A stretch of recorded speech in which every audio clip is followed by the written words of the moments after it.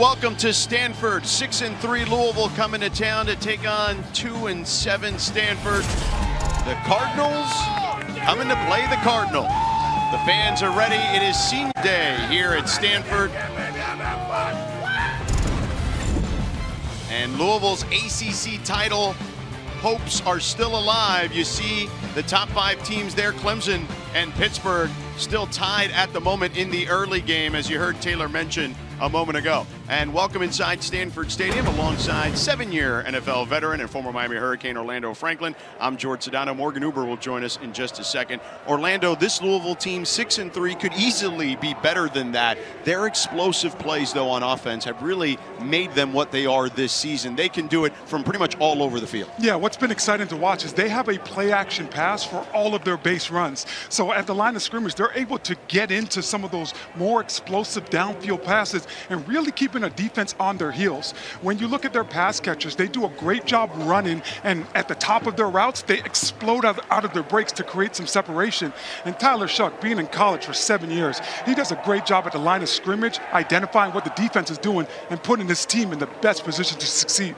Now, they don't just pass it on their explosive plays. They can run it too, and they're led there by the true freshman from Homestead, Florida, Isaac Brown. Yeah, this young man was born to play the running back position. Things I've seen young men have to work at come naturally to him. When running the wide zone stretch play, he reads it out one gap at a time while being fluid and not slowing down. He has a tremendous feel for the game and understanding of the capabilities of the guys surrounding him and blocking for him.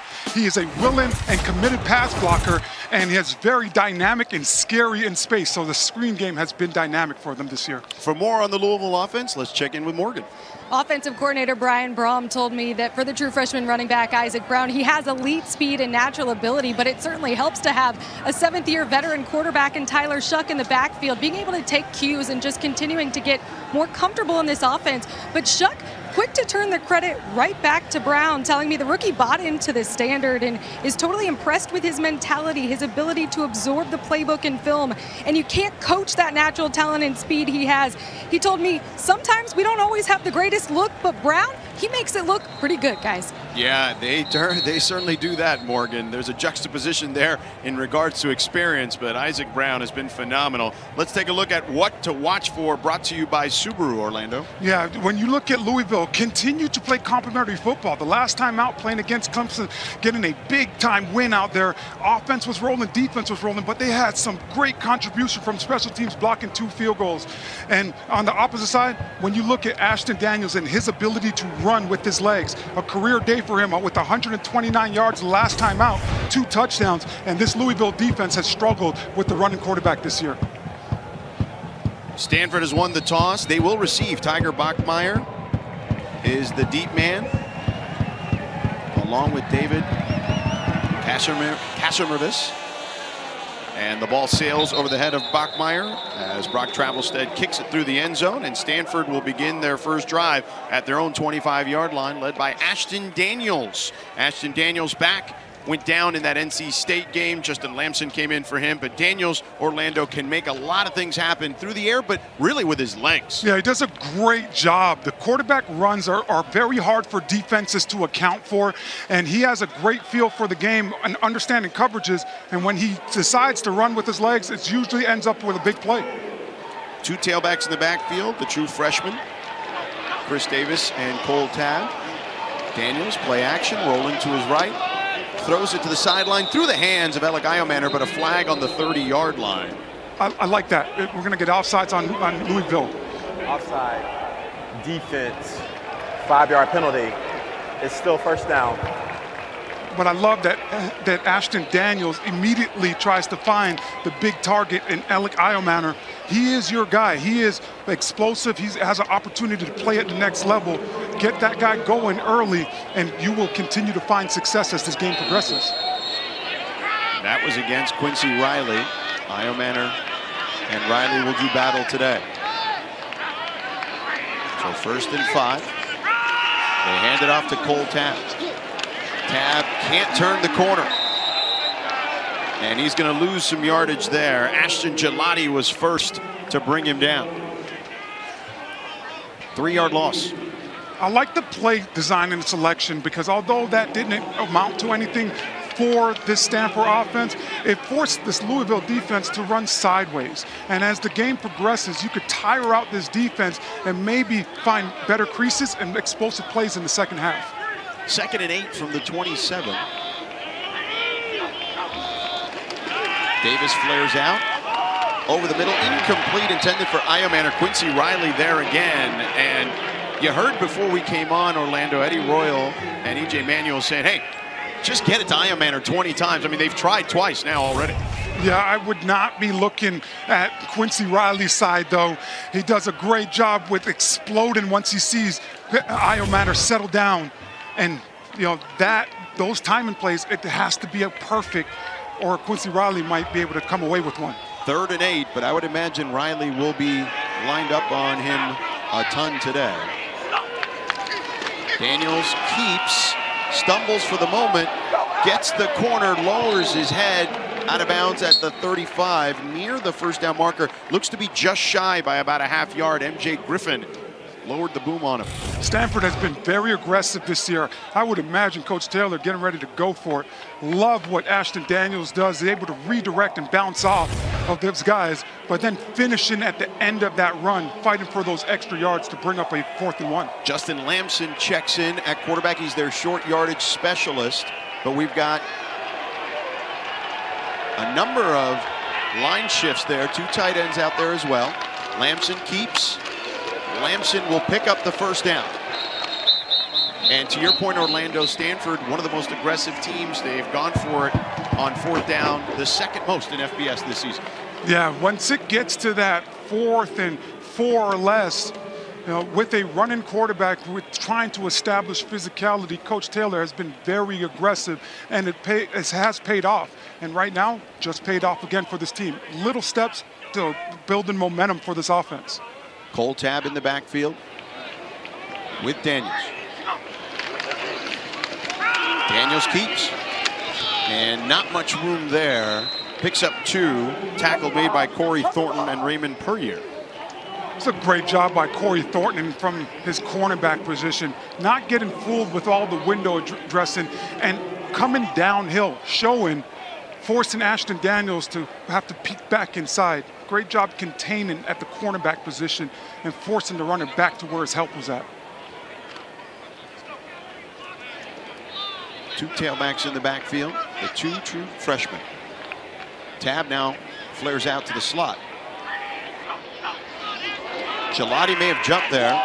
Quick toss to Mosley at the 44-yard line. A gain of 5. 3rd down and short coming up. I think that's where Stanford's going to find success. Defense, number 9, 5-yard penalty. It's still 2nd down. That's where Stanford's going to find success with the quick throws. But what I want to see is that added wrinkle for this game. Already on the first drive, Louisville's defense revved up, two penalties offsides. I want to see a wide receiver have a longer route, a go route in a situation like that where Ashton Daniels could throw it up and take a shot. Gelati on the infraction a moment ago. And Stanford putting together a methodical drive at the moment. Tiger Bachmeier in the slot. They give it to Cole Tabb, the true freshman. This kid's built like a bowling ball as he bounces off defenders. Corey Thornton was the man who brought him down, but he picks up the first down. I like that play. Not a ton of yards. Cole Tabb goes and puts his head down and gets some hard, tough yardage. But I love the personnel grouping for Coach Taylor's offense. 11 personnel. You talked about Tiger Bachmeier. I think that really gives this offense the best players on the field to succeed and be as explosive as possible. And now Ismail Cece checks in the slot. Ashton Daniels keeps, goes straight forward to midfield. TJ Quinn wrapped him up at the midfield mark.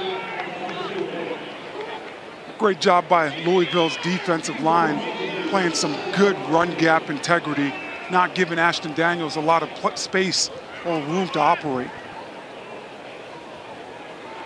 Again, the two freshmen in the backfield, Chris Davis Jr. and Cole Tabb. Davis Jr. from Mississippi and Tabb from Florida. Numbers 4. 2nd and 8, 8th play of the drive. Daniels. Pressure coming. Taken down from behind, but it'll be right at the line of scrimmage.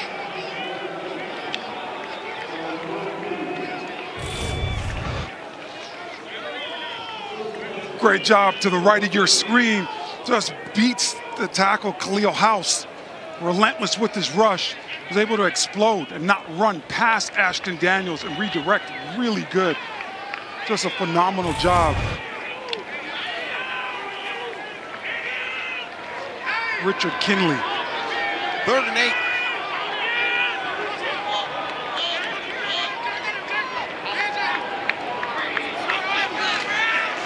Daniels pitches it on the option to Tab, and he's met right at the line of scrimmage. Excellent defensive play by Quincy Riley, who snuffed it out for Louisville. 4th down and 8 upcoming. When you play off coverage and you allow your DBs to play a little soft, they have to be able to show fast. Quincy Riley does a great job navigating the traffic on the perimeter and comes downhill to put a nice hit on Cole Tab. Aiden Flintoff to punt it. Quincy Riley to receive. This one a wobbler. Riley gets taken down immediately. A 40-yard punt, 2-yard return. Aaron Morris brought him down.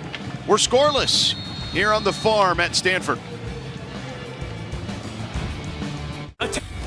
Welcome back to Stanford.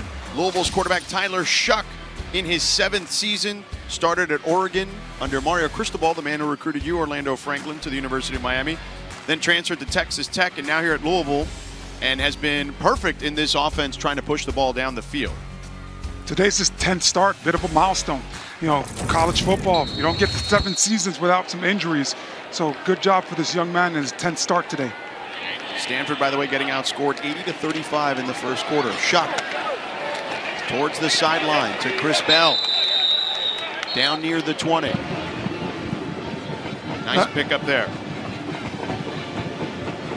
Here's Tyler Shuck's season thus far, and he's put up good numbers.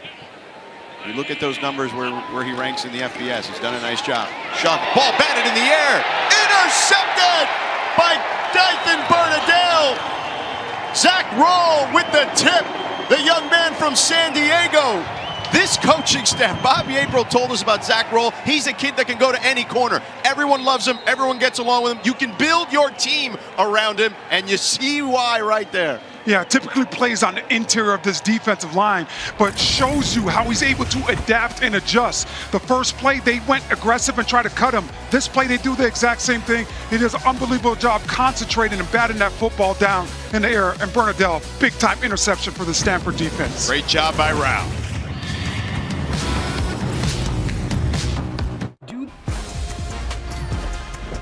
We're following this game closely in the early window. Clemson and Pitt. Nate Yarnell, the start for Eli Holstein, who's injured. He gets a touchdown pass to Bartholomew, his tight end. Ties the game there. On a 4th down, they stop Phil Maffa. Pitt with the momentum on senior day. And then they get the field goal to take the lead here with under 2 minutes to go. If Pitt wins, that helps Louisville for sure, but here are the chances of all the ACC teams in regards to making the ACC championship game. George Sedano, Orlando Franklin, Morgan Uber with you here at Stanford.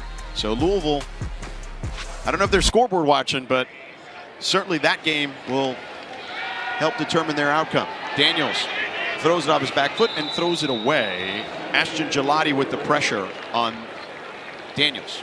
Great job by Ashton Daniels, just burning the play. Football situation awareness.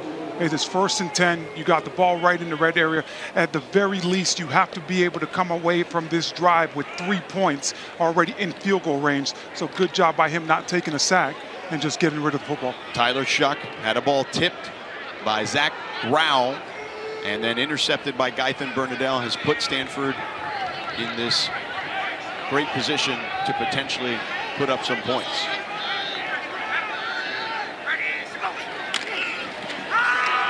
Tab on the left side, not much there. We do have an update that Clemson just had a big 50-plus yard run to take the lead late in that game. Thor Griffith with the tackle. Some tough yardage going in the interior of that defensive line. If I'm Coach Taylor, I want to stretch this Louisville defense as much as possible and allow my running backs to read it out slower and find a hole to explode through. 3rd and 9 for Stanford. Daniels over the middle, incomplete, intended for Roush. Stanquan Clark, the linebacker, in coverage, and the field goal unit will come out for Stanford. Emmett Kenny, who missed 2.5 years due to a hip injury, and has done a nice job for Stanford this season. A 41-yard attempt.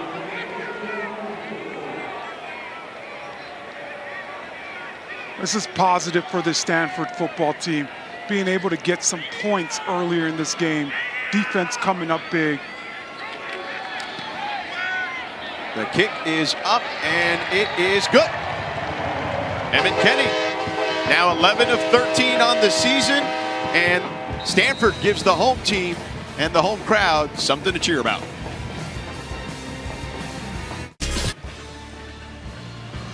Welcome back to Stanford. They're leading 3-0 here against Louisville. Louisville turned the ball over. Stanford able to capitalize with a field goal, 41-yarder by Emmett Kenny. So Troy Taylor got to be happy with his squad thus far. Got to be happy. We're able to get some points, create a little bit of a lead. I think offensively they have to, continue to press, continue to get in their 11 personnel with 3 wide receivers, and get back to that Sam Rouse pass. I know Ashton Daniels and him a little bit of a miscue, but you have to be able to attack the middle of this Louisville defense to find success. Emmett Kenny kicks it off. Ja'Cory Brooks to field it inside his 5. Brooks hurdles a defender, and a flag comes in after that as Brooks gets past the 25-yard line. Tonight at 8 Eastern here on ACC Network and the ESPN app. Our college football During prime the time. return, holding, receiving team number 83. 10-yard penalty, 1st down, Louisville. That's Mark Redmond, the starting tight end.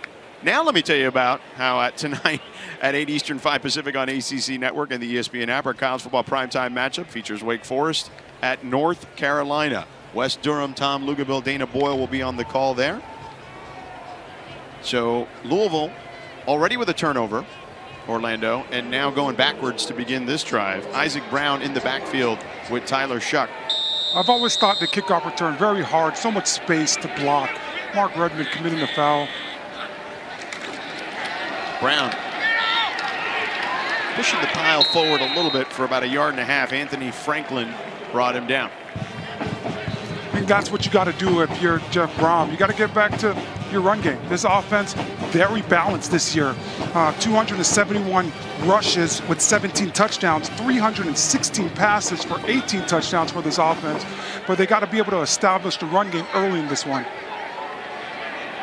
Empty backfield. Shuck, quick toss to the boundary.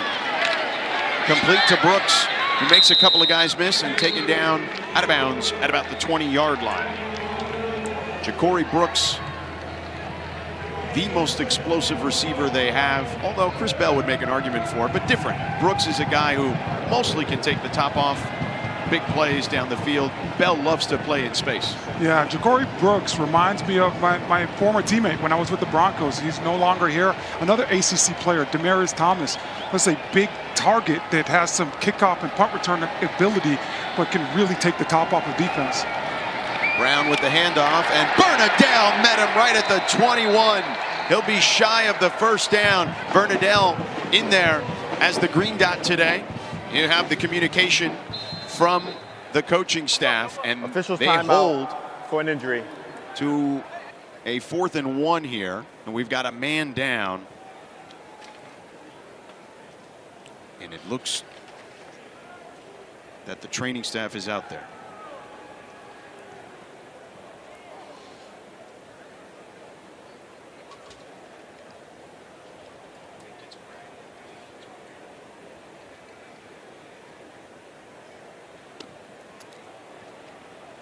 Isaac Brown. Yes, the true freshman from Homestead, Florida. It's been spectacular this year in his freshman season. And he is grabbing or pointing towards his right shoulder.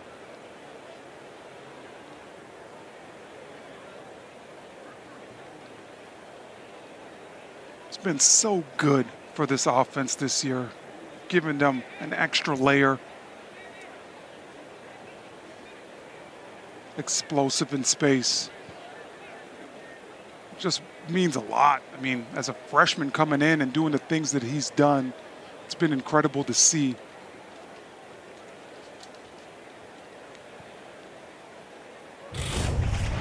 Now we see multiple trainers coming out. Here's what happened. He just got sandwiched in there, it looked like.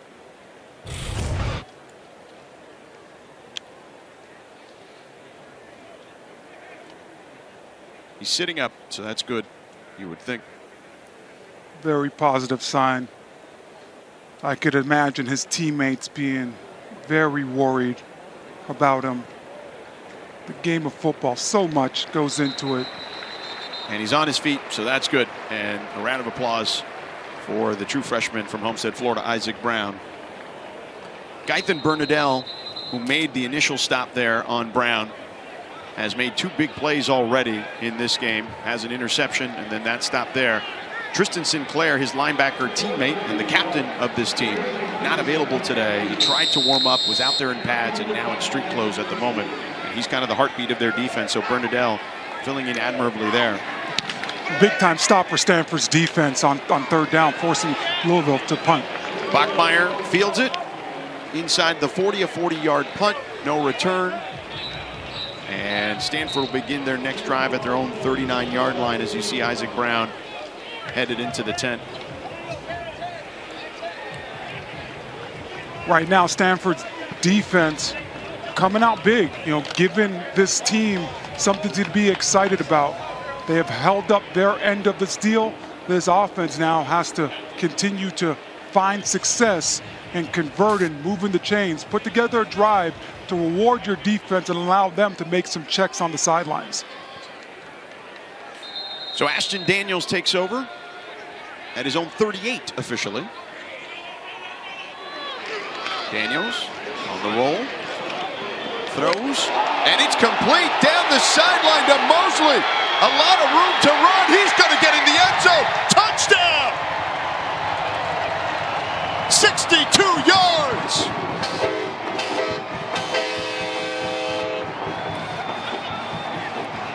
Tiger Bachmeier with a good block in the receiving corps.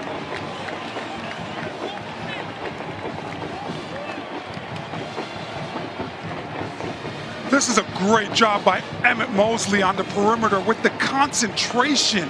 And as you mentioned, partner, Tiger Bachmeier downfield blocking. The ball doesn't go to him, but blocking for that other roommate in that wide receiver room. A great all-around job by these pass catchers for the Stanford football team. Emmett Kenny with the extra point, and Stanford with a 10-point lead at home. Those are the offensive linemen's best drives right there, George. You go out there, one play, big, huge, explosive. Now, coach, let me get back on that. Let me get back to the sideline so I can drink some water. You should be fired up if you're Stanford right now as a football team because you are playing really good complementary football. That's Mosley's 2nd touchdown of the season. And Daniels hit as he throws, and then Mosley had a lot of green grass in front of him. Bachmeier helped him out, and he scoots into the end zone.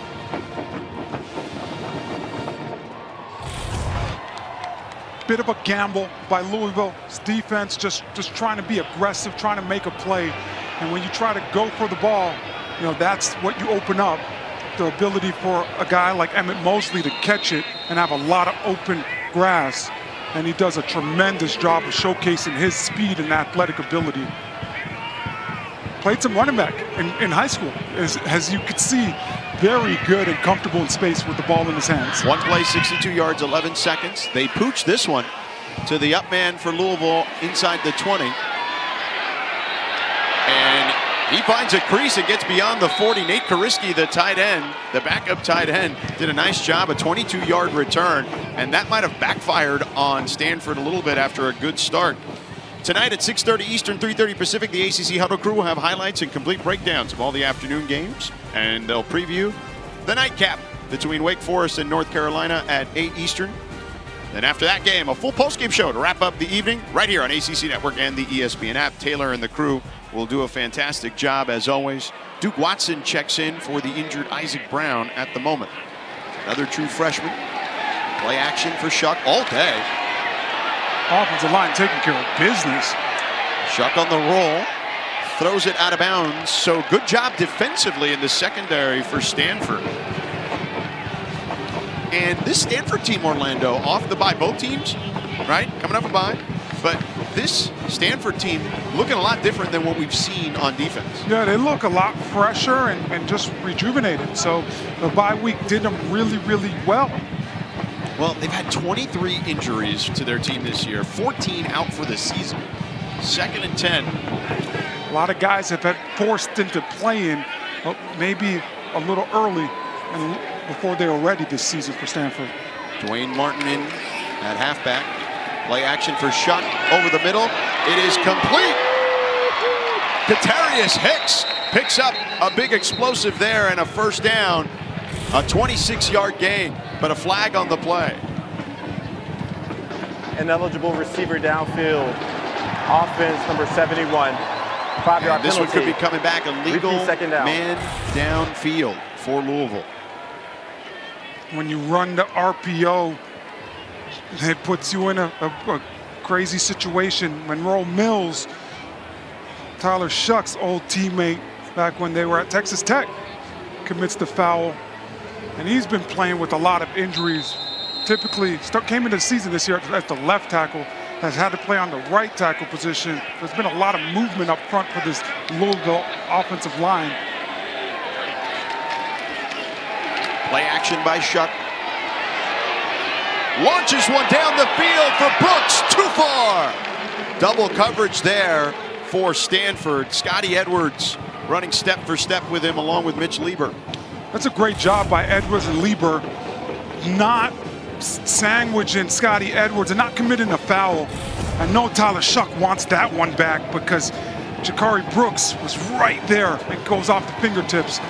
I would put that one in the memory bank and try to get back to it in the second half. Louisville's offensive line is a bit in flux, both due to injury, and they'll take guys out if they feel like they're not playing up to snuff. Like right now, Jonathan Mendoza is in at left tackle. He's the starting right tackle. Play action for Shuck again. Over the middle, too high for his intended target, Hicks. Tips and overthrows, got to get those. Stanford almost having an opportunity. Brandon Nicholson right there, a young talented freshman. But another great job by this defense of doing their job, taking care of business, and getting this Louisville offense off the field. Brady Hodges awaiting the snap at the 22-yard line. Tiger Bachmeier at his own 20 to field it. And a bad punt. That one might have been tipped. Bachmeier picks it up off the bounce and taken down at the 27-yard line. A 38-yard punt, 3-yard return. Corey Thornton with the tackle. Nice job by Tiger Bachmeier picking that up. I've always hated when the returners allow the ball to bounce because it puts your team in jeopardy. A guy could be trying to block and touch that football, and now it's a live ball. So a great job just by Tiger, having great awareness, picking it up and getting what he could get. I don't know if it was tipped. It looked so because it was such a low trajectory. I was very surprised there. I don't know if it was tipped either, partner. It might have just been a bad punt, but it had no hang time, no ability for you guys to get up there and get set up to make a tackle. So Stanford with a 10-0 lead, looking to tack on some more. They get it to Mosley, who was looking to pass, and he gets dumped at the 21-yard line by Tayon Holloway. A 6-yard loss on what was looking to be another trick play. Exceptional job by Holloway, seeing it and having no hesitation. That's been the issue with this Louisville defense this year. You know, coach's staff talked about, maybe having a little bit too much in and simplifying over the last couple weeks, which allows these guys to play a lot faster. Holloway playing really fast and triggering, making a big play for a tackle for a loss. 2nd and 16 from the 22. Cole Tab on the left side, trying to bounce it to the outside. Can't get there. Kavion Nicholson with the tackle. Does pick up some positive yardage, though. Nice job by Nicholson, finding it, weaving through some of the traffic on the back end, and making an exceptional open field tackle on Cole Tab. One thing to note, Quincy Riley not in the game at the moment, who made some big defensive plays already early in this game. Their starting cornerback and their best corner for Louisville. I'd imagine some things would change defensively if he's unable to go. 3rd and 11 for Stanford. Goes to the sideline, complete to, no! It's picked off.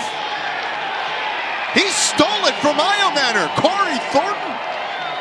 Wow, Iomanner had it and he ripped it away. The ruling on the field is an interception by the defense. The referees First have down, to take a Louisville. deep look at this one.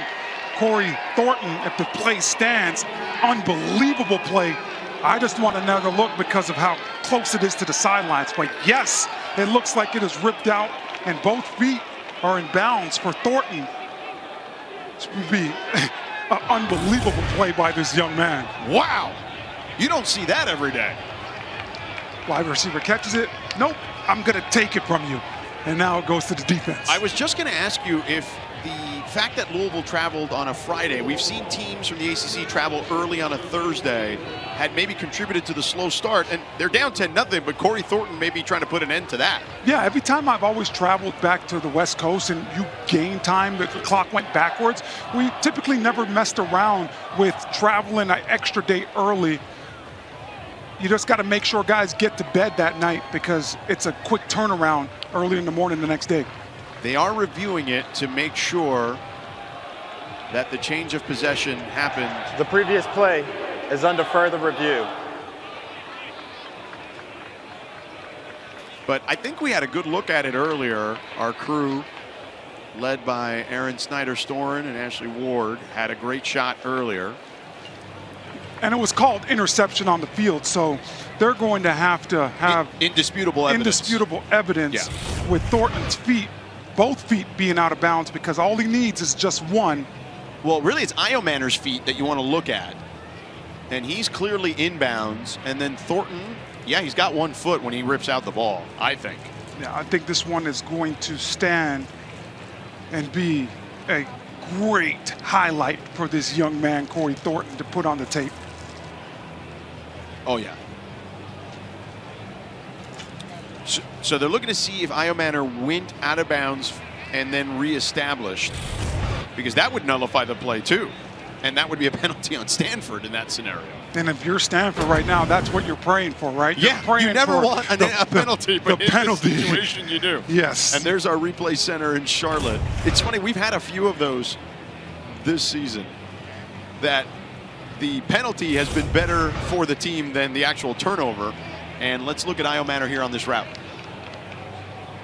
After further review, the ruling on the field stands. First down, Louisville. And there you have it. So he was in bounds the whole way. That's an unbelievable job by Corey Thornton, and hopefully it wakes up this Louisville offense that has been so explosive throughout the season, but haven't been able to really get things going. Coming off that bye week, a little disconnected today. And again, Iomanner, as you saw there, did not go out of bounds. So that's what they were looking for, see if he went out of bounds. And reestablish, he never actually went out of bounds, so Thornton gets the turnover. Watson up the middle. Check that, Kewan Brown. That's a nice power run by Kewan Brown, using that backside cutback. A bit of a bigger back, as you see. Not a lot of shape to his game, just going forward, picking up 6. Yep, the redshirt freshman from Atlanta. 2nd and 4 for the Cardinals. Brown again. As they try to rip it away from him, he will be close to the marker. Tackle made by Tafiti, who came from behind, trying to rip that ball out, but they'll give him the first down. That's why you have to continue to play through the whistle. Great job by Tafiti retracing the steps and getting Brown down. Brown again, up the gut, and takes a big hit from David Bailey at the 30-yard line, a 4-yard gain. Bailey lowering the boom, putting that shoulder down, getting a nice big hit.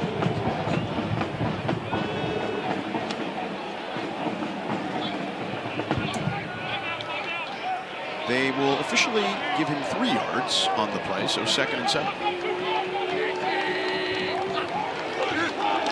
Shot with time, fires over the middle, it is caught! Jakari Brooks down near the goal line, down to the 1-yard line, a 29-yard gain. Body control, body control. Man, 6'3", 195 pounds. You don't see people's bodies do this. Great job by Brooks adjusting to that football in there. P1 Brown met immediately by David Bailey.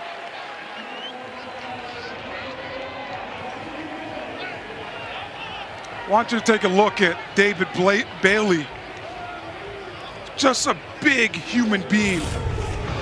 You really want to make sure to the left of your screen, nobody blocks him. And he's able to run free and have a big hit in the backfield. If you're Louisville, you got to find 23 and make sure you get a hat on him because he'll wreck a game for you. Donald Chaney in the backfield now, and he's got a lead blocker too. They give it to Chaney. Chaney plunges into the end zone for a touchdown. Louisville's on the board.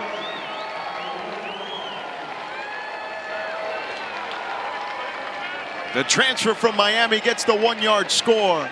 I like the adjustment by head coach Jeff Brom here. Run game's not having the much of a lot of success, so we're going to get a fullback in there.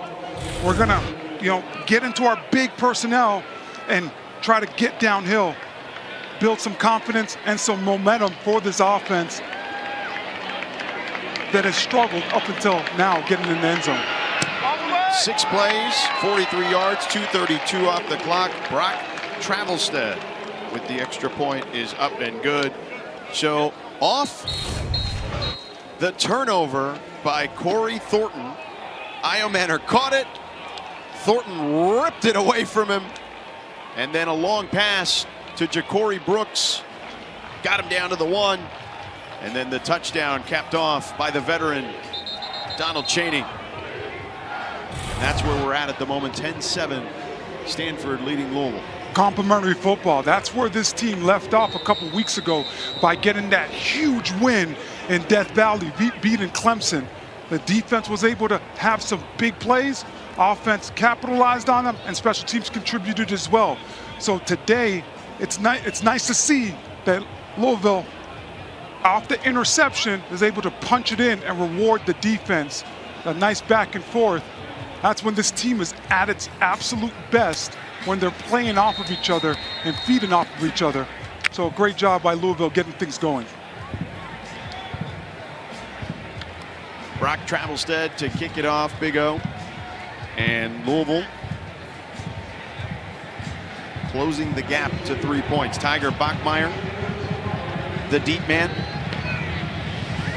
Gassimervis back there as well. Bachmeier fields it inside his 10. And met by a sea of humanity at around the 20-yard line. Let's get more football. Brought to you by Geico, and look at the biggest ACC games of the weekend. Clemson barely escapes at Pitt, 24-20. A heck of a finish there. Kate Klubnik, a 50-yard rushing touchdown that sealed it. Notre Dame leading Virginia at the moment. Tony Elliott's squad trailing. SMU up 10-0 against Boston College.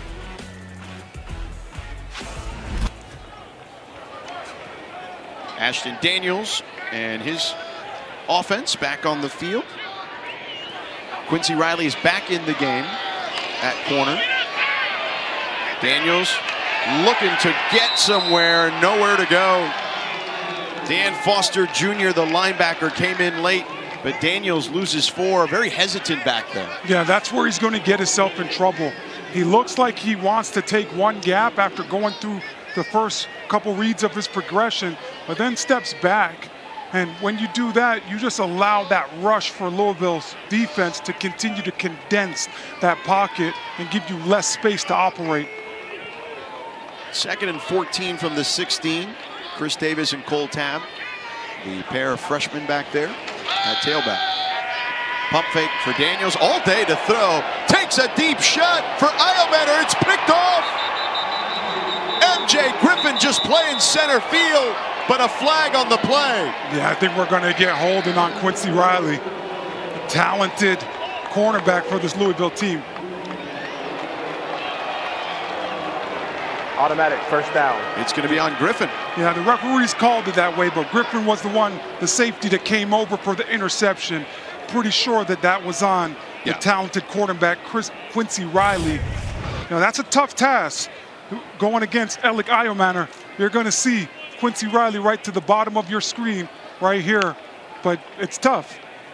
You're going against a very talented wide receiver, Alec Iometer, and the offensive line for Stanford gave Ashton Daniels all day to find the open guy.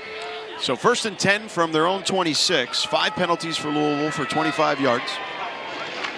Daniels keeps it again and dragged down from behind after a gain of 1. If you're Stanford here at the end of the first quarter, That is the end. I would imagine you're first satisfied quarter. not only with a 3-point lead, but I would imagine you're satisfied with the pace of the game. Yes, absolutely. Satisfied with the pace. Your offense came out playing some good complementary football, and you have a lead right now. Coach, what challenges has your offense had to adjust to here early? Well, we had the turnover early, so we can't have that. And then running back got injured a little bit. So we just got to keep playing. We got to make plays. We got to execute better. We got to come out and play way more aggressive. What do you feel comfortable sharing with us about the injury to your running back, Isaac Brown? I'm not for sure when or if we'll be back. We got to just roll with the other ones. All right, thank you, Coach. All right, thank you, Morgan and Coach Brom. And if we have an update on Isaac Brown, we will let you know. The true freshman from Homestead, Florida, got hurt early in the first quarter. Ashton Daniels in Stanford on the pitch to Cole Tabb. He gets the corner and gets hit out of bounds at the 31-yard line. Flag on the play.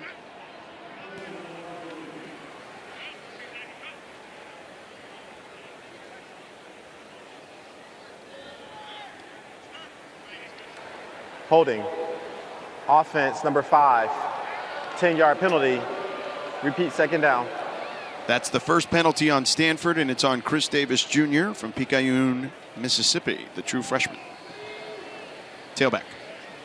Stanford loves to line up in their 21 personnel with 2 running backs, and what happens majority of the time, they end up being lead blockers. Chris Davis Jr. just trying to be a lead blocker on the edge, has to be able to keep his hands inside to not commit the foul. 2nd and 18 now for Stanford. Louisville showing blitz.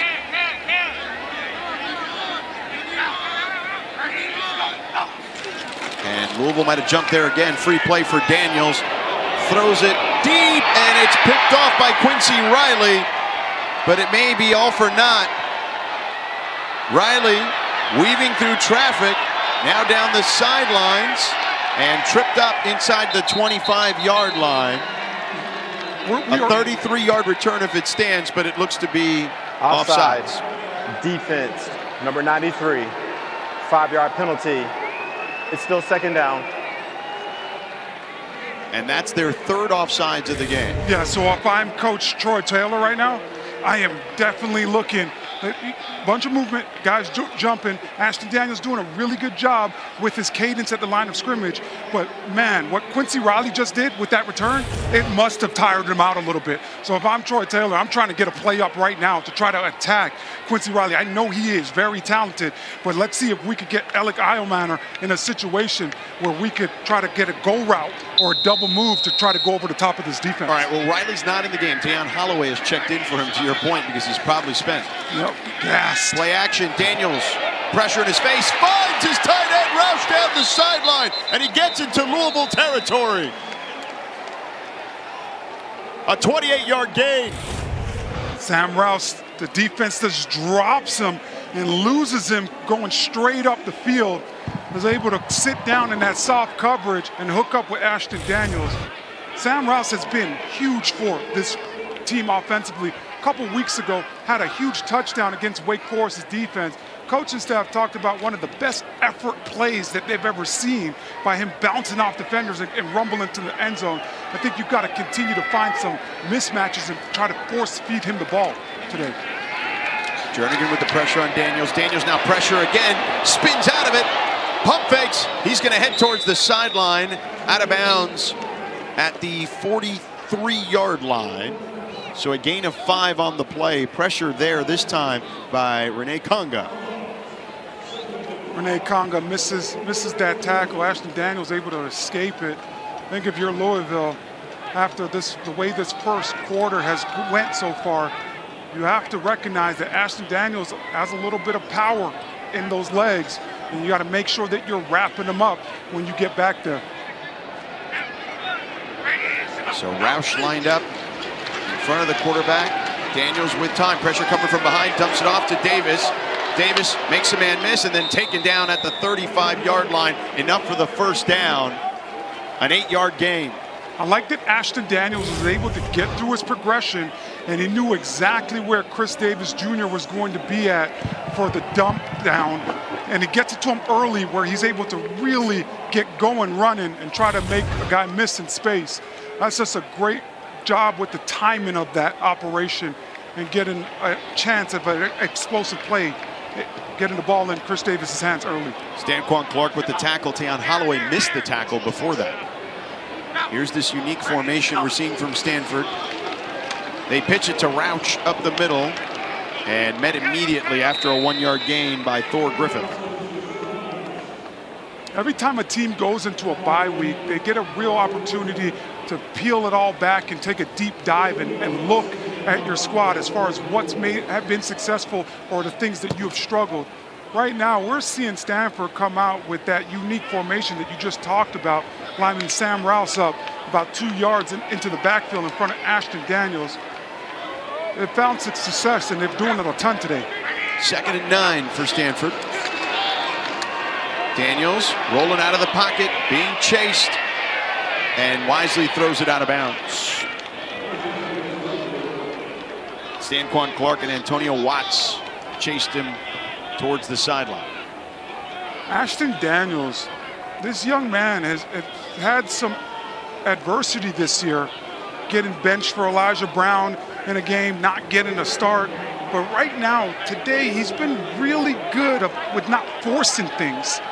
2nd and 9, nobody open, throwing it away, living for now 3rd down, trying to get the best play possible. Daniels 4 of 9 for 99 yards, a touchdown and an interception. And you don't want to force things here because you're in field goal range at the moment.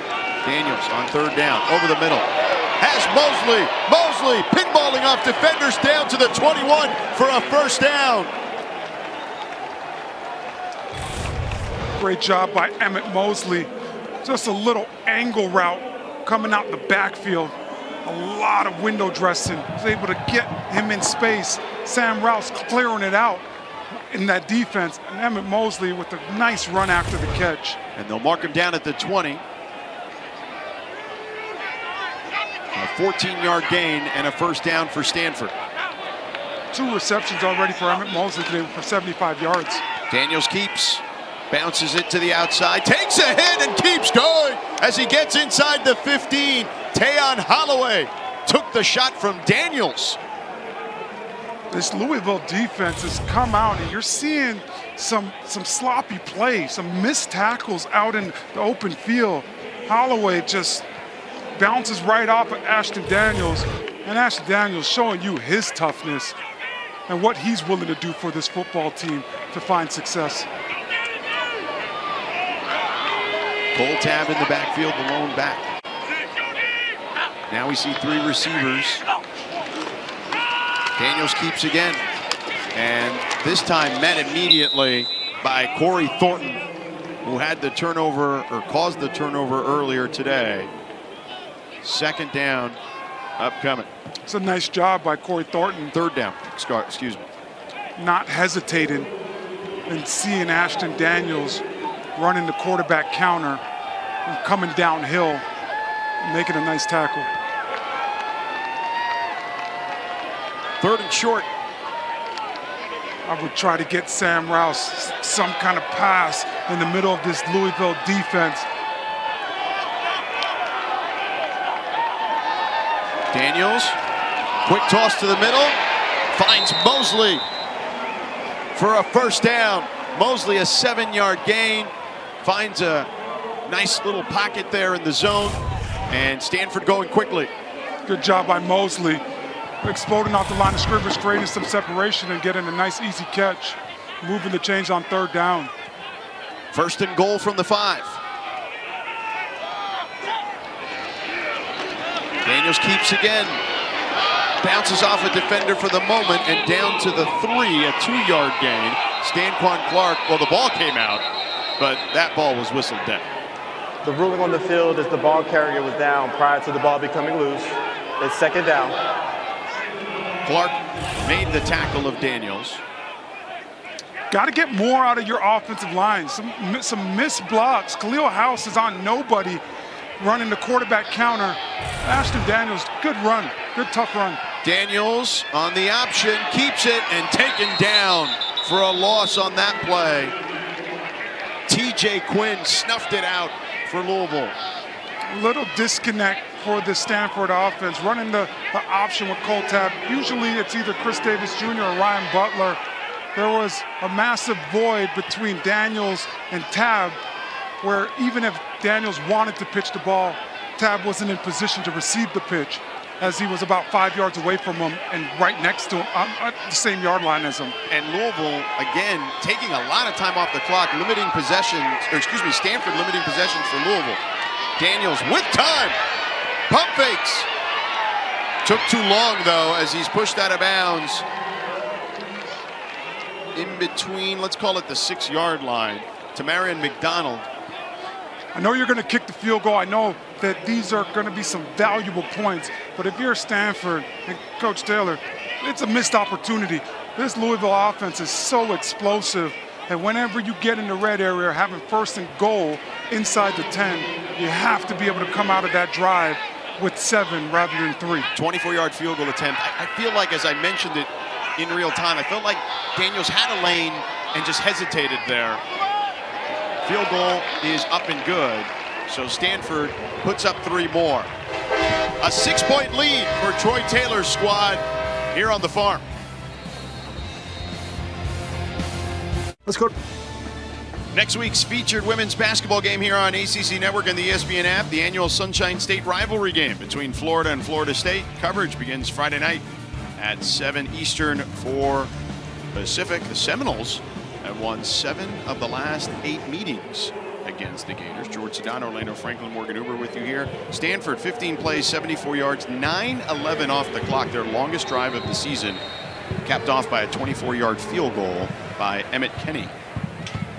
And he will kick it off. And this one might go out of bounds. It does. There's the flag on the play. Free kick out of bounds. Kicking team. The ball will be placed at the 35-yard line. 1st down.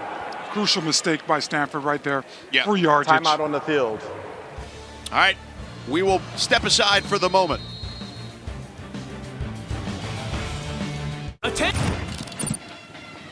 Welcome back here to Stanford. Isaac Brown hurt early in the 1st quarter on that play, and the staff took him to the tent. They were kind of working on his arms. And for more on the situation at running back for Louisville, let's check in with Morgan. Well, while Isaac Brown was in the tent, many teammates, including running back Don Chaney, going in there to check on him, many coaches as well. When he came out of the tent, he warmed up on the sidelines. They tested his shoulder strain. He sat on a bench for a while with a towel over his head and looked really defeated. But positive news, Louisville staff did tell me he was going to be available. He even went back in and out of that injury tent multiple times, though, guys. Thank you, Morgan. Donald Chaney and Duke Watson, the other true freshman at tailback, are in the backfield at the moment. And Watson gets it, finds a crease, picks up the 1st down, and near midfield, for Duke Watson. A 15-yard gain for Watson, the true freshman from Georgia. This is a great job by Duke Watson, finding the hole behind big left guard Gonzalez, and then exploding.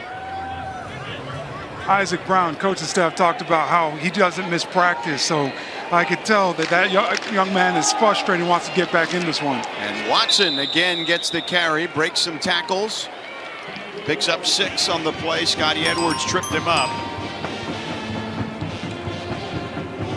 So talented. These young running backs, we're seeing more often than not coming to college and be able to play right away and just be ready to help their teams out. When we talked to the coaching staff about Watson, they told us he's even better at change of direction than Brown is, as he goes straight forward, wrapped up quickly by Scotty Edwards.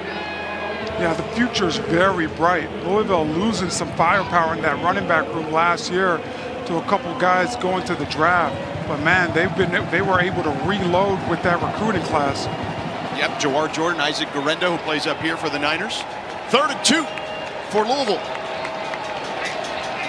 Shuck changing the play. The veteran Donald Chaney in the backfield now. Chaney gets the handoff. Chaney right up the gut, picks up the first down. Down to the 36-yard line, a 6-yard gain. Mitch Lieber took the brunt of that Chaney punishment. This is a great job of running wide zone, allowing Chaney to read it out and pick what hole he wants to run the ball in. Shuck, quick pass to the boundary. Brooks makes a man miss. Brooks on the run. Brooks takes a big hit out of bounds by Gaithan Bernadelle. And he was inbound, so that's fair play. Yeah, and it's the body blows, right, for this Stanford defense. You want to play through the whistle. You want to get after it and try to deliver a blow. Corey Brooks, great job drop-stepping on Aaron Morris and getting that separation and exploding. Shuck play action. Toss to the left side to Hicks. Hicks inside the 10 to the 5-yard line. So Mitch Lieber in coverage there. If I was Stanford and Bobby April, I would try to call a timeout right here for this defense. Louisville has been able to get explosive play after explosive play. Maybe call a timeout to allow my guys to catch a breather and call in a different package defensively. A 15-yard gain for Hicks. Watson in the end zone. Touchdown, Louisville. 5-yard plunge. And the Cardinals tie the game up against the Cardinal. This is a great job by Nate Kariski. He seals off that backside edge, and Watson is able to pick that backside hole.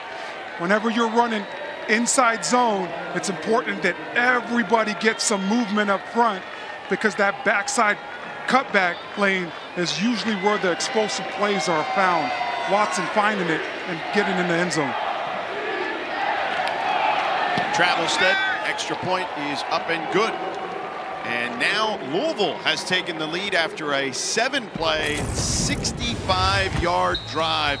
2 minutes and 50 seconds off the clock. The quick strike offense for Louisville, capped off by the true freshman, Duke Watson.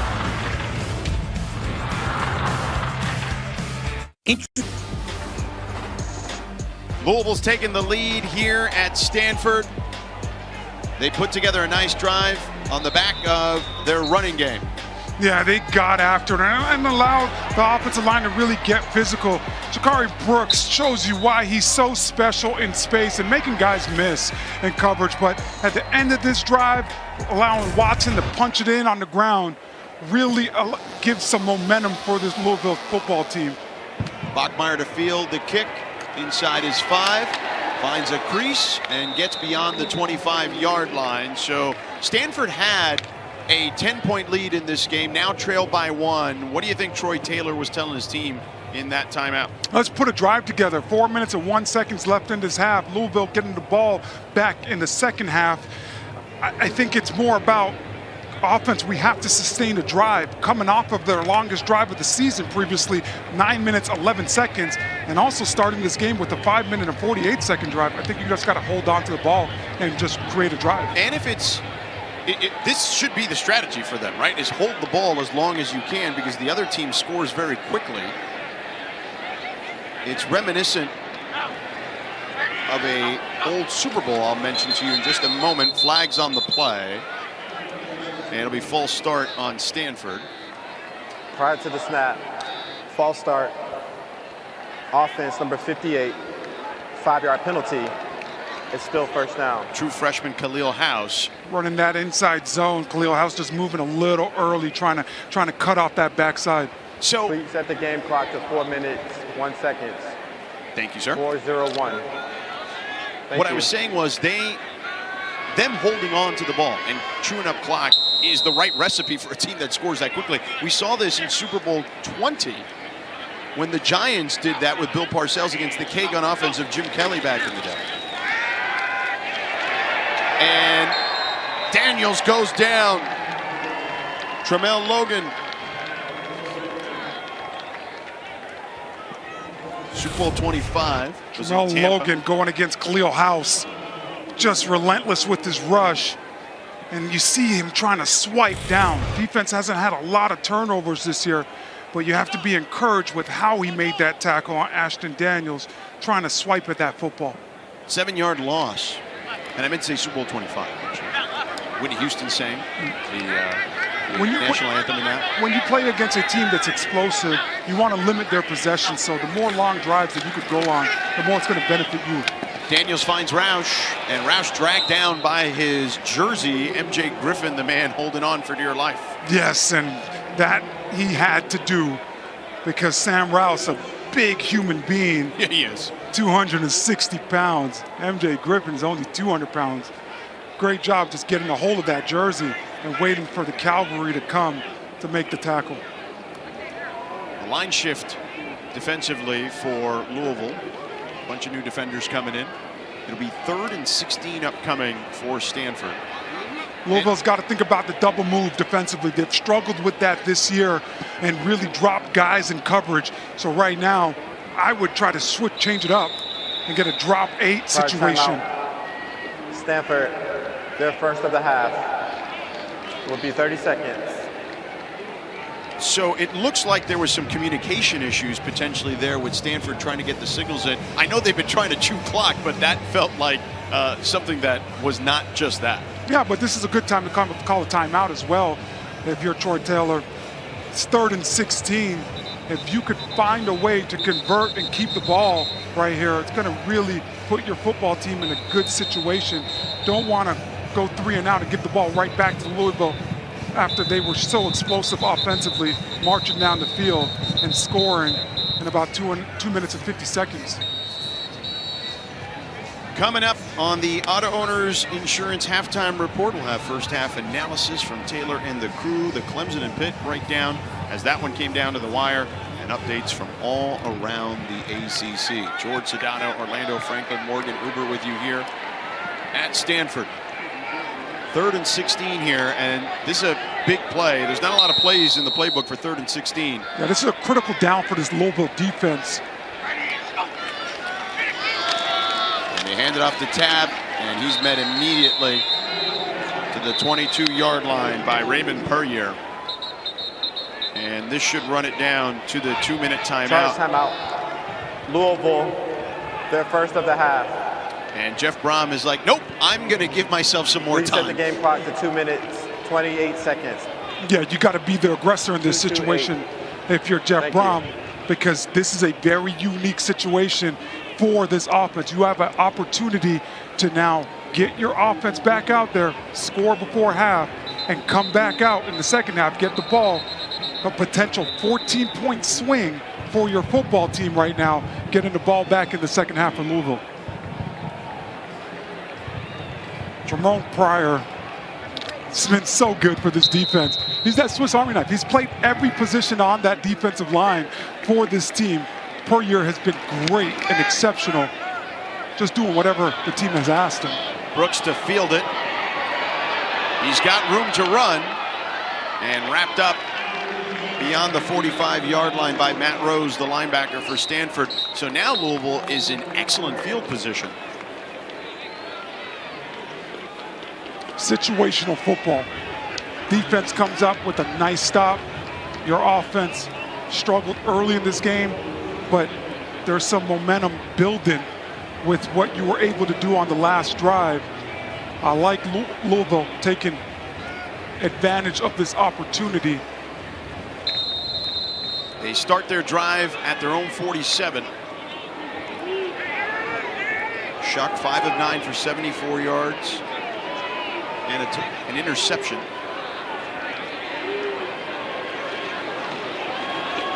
They hand it off and they get into Stanford territory.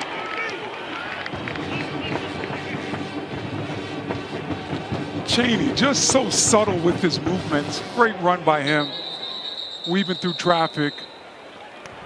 This is the 2-minute timeout. 2-minute timeout for Jeff Brom and company, and they're trying to figure some stuff out here as they're trying to get on the board. Orlando, as you mentioned, right here before the end of the first half. We've had a good one here at Stanford. Louisville trying to extend their lead.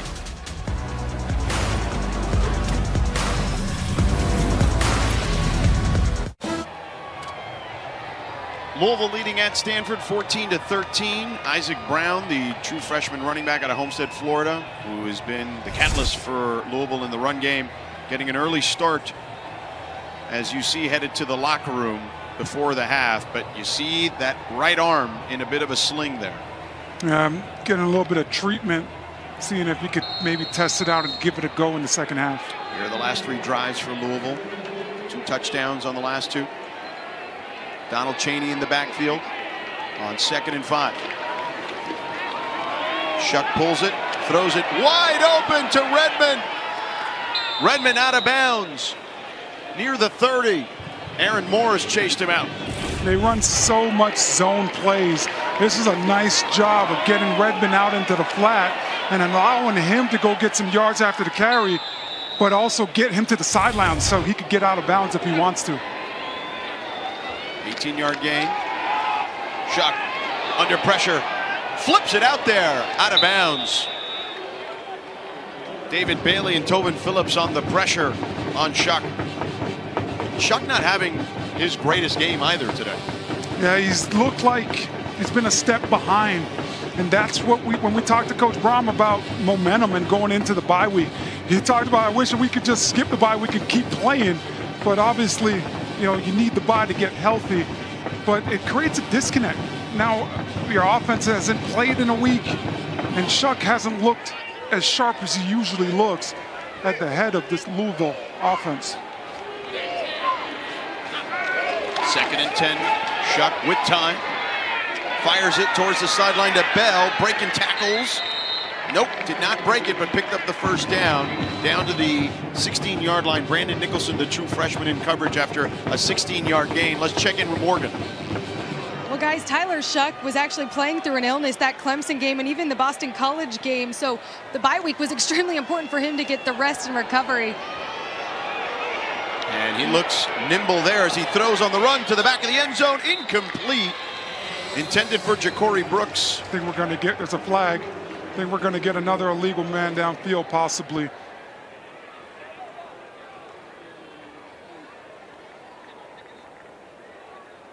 The flag at about the 15. There is no foul for ineligible receiver downfield as the ball was legally grounded out of bounds. It's 2nd down. There you have it. But back to what Morgan was saying. How about Tyler Shuck with the MJ flu game? Yeah. You know, going into Death Valley, having an illness and pulling off a big upset. So just a great job by this young man. He's showed resilience, right? You don't get to 7 years in college football without a lot of injuries. Speaks to his resilience. Louisville's had back-to-back big wins. They came back down 20-0 against BC. And then the game you mentioned in Death Valley along with Morgan. Kewan Brown tests the left side. Gets inside the 10. And both of those wins on the road. But I like what Louisville's doing right now on this drive. Really taking their time and setting up the plays. Well, they get the ball back, so I think they can take their time here for sure. Big 3rd down right here Third and 5. I try to go to the middle of the field. Pressure coming over the middle. Caught. Touchdown. Chris Bell. 10-yard score.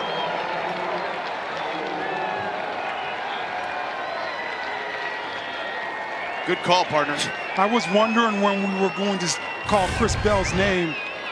This guy is a tank. When you watch him walk off the bus, it's all weight room team. And this is just a great job of Tyler Shuck understanding the matchup. Chris Bell being 220 pounds going against Brandon Nicholson that's 185 pounds. A great inside seam route becomes basketball at that point where you're just boxing them out. Extra point is up and good. And Brandon Nicholson, again, a true freshman, baptism under fire. Yeah, a lot of guys for Stanford this year have just been thrown into the fire and have been playing a lot because of injuries. Brandon Nicholson really started playing for this team, the SMU game. So about halfway through their season up until this point. But he's been getting better each and every week, and it's going to benefit later on for these reps early in his career. Well, and Stanford in the secondary has lost 3 of 5 starters, basically. Colin Wright not available in this game, a junior from Texas. Zaron Manley is out for the season. Jay Green is out, their safety. So a couple of corners, a safety, and a lot of veteran leadership. Yeah, and with this defense as well for Bobby April, the safeties do majority of the communication. So when you have 3 guys out now out of the 5 possible starters, it changes a lot of things for you because your communication runs through your defense and getting everybody lined up runs through your safeties. And now there have been different guys at that position. Casamervis and Bachmeier back there. That drive, 7 plays, 53 yards, 126 off the clock. And Keller kicks it off over the head of Bachmeier. And Stanford will begin their next drive with 49 seconds at their own 25. Tonight at 8 Eastern, 5 Pacific on the ACC Network and the ESPN app. Our college football primetime matchup features Wake Forest at North Carolina. And the Big Four championship is still alive. We talked to Dave Clawson about that last week, where, hey, those teams care about who wins against each other. Omarion Hampton, I mean, this guy's got Sunday written all over him. Yeah, he is an exciting young player to watch. Very physical, the speed that he has as well. And man, when teams know he's getting the ball, he is a tough load to get down. Yards after contact is unbelievable for him. Stanford gives it to Tab. Tab dragging defenders to the 34-yard line, a 4-yard gain. Desmond Tell. Stanford does have 2 timeouts. They're going quickly. On 2nd and 6. Daniels with time. Floats one. Iomanner not there. Those two not on the same path. Yeah, he was able to get the step and get behind Corey Thornton, but the ball placement of Ashton Daniels just a little bit underthrown. And Iomanner having to turn around and try to find that one, not able to connect. No catches for Iomanner yet, and they were throwing it to him early and often, but have kind of gone away from him. Daniels now on 3rd down. Flushed out of the pocket, throws to the sideline to Bachmeier, complete for a 1st down. It's a really good job by Tyler Bachmeier, working the sidelines, understanding the situation, trying to convert on 3rd downs, gets right to the 1st down marker and stops and waits for Ashton Daniels and able to get out of bounds to stop the clock. Yeah, that's the most important part. Again, still 2 timeouts for Stanford. Continue to work those sidelines. Try to get a shot, get in field goal range. You can take shots over the middle too because you got those timeouts. They go to the sideline again to Bachmeier. Bachmeier breaks a tackle and then gets out of bounds wisely. So 12 seconds left. A missed tackle by Corey Thornton. A really good job by Tiger Bachmeier, just finishing at the end. Guys are not going to wrap you up. You got to run through those arm tackles and keep going, keep moving the feet. But if you're Stanford, you got to take bigger chunks because there's not a lot of time here. Yeah, but Louisville's been doing a great job with their 2 safeties and running those guys very far back, trying not to allow guys to get behind them. But yes, partner, you want to get a chunk somewhere. 2nd and 4.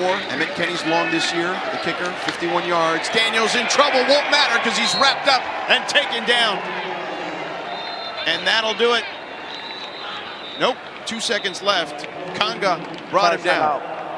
Stanford, their second of the half. It will be 30 seconds. When you are rushing against a quarterback that has a running threat that could use their legs, it is so important that your defensive ends, your edge rushers, do not run past the quarterback. But your D tackles, they have to be in their run lanes. And that's a great job by Conga, staying in his rush lanes and able now to get off the block and get a nice sack on Ashton Daniels. An 11-yard loss on the play.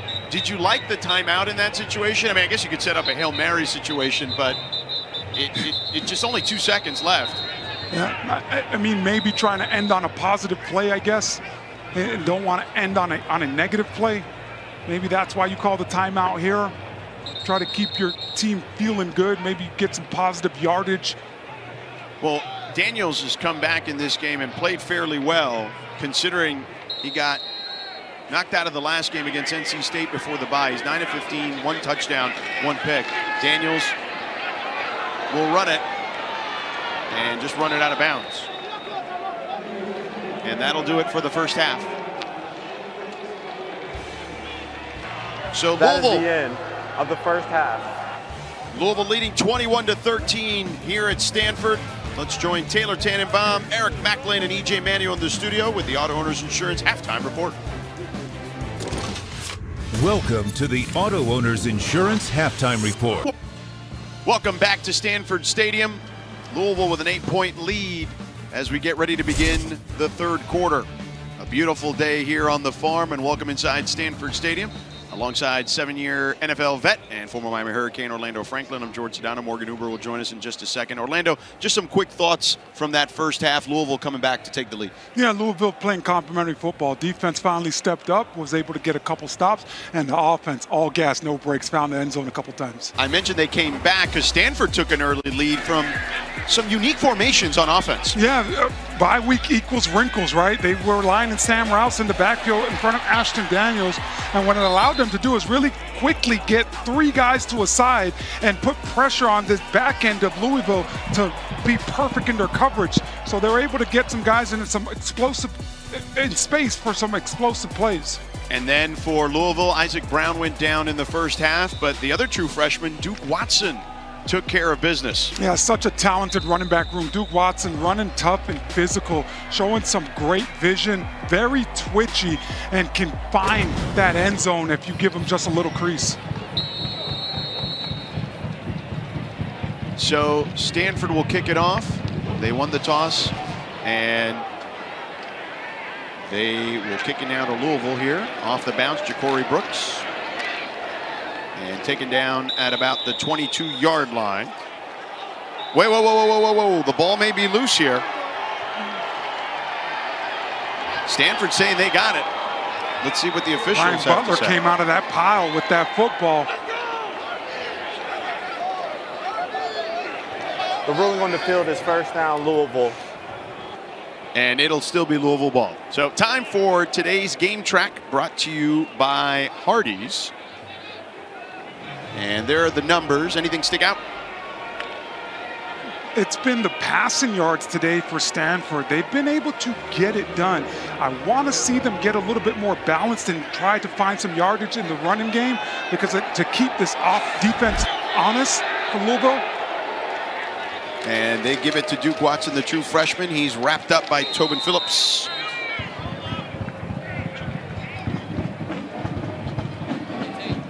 And again, Duke Watson playing for the injured Isaac Brown, who went into the locker room before the first half ended.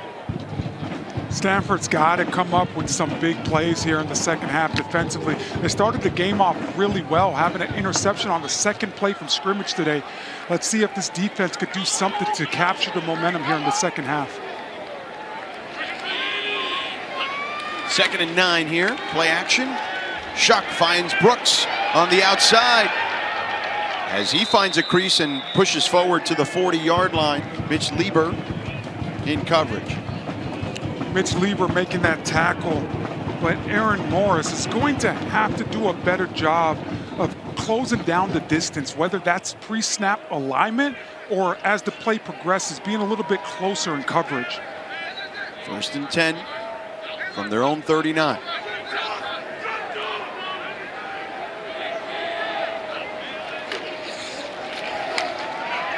Watson again, taken down by Matt Rose. Rose took him down at the 42-yard line. Nice job by Matt Rose, stepping up from that linebacker position, but staying very loose and active where he's able to explode away and make a nice tackle in the open field. 2nd and 7.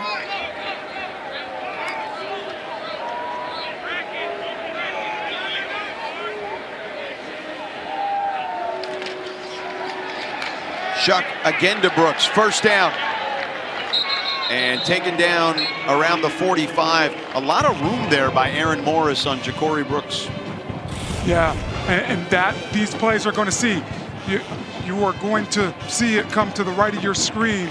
When Brooks gets the ball, Aaron Morris is 10 yards away from him. That's way too much space. 1st and 10.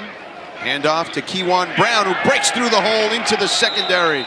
An 8-yard gain for Keywan Brown.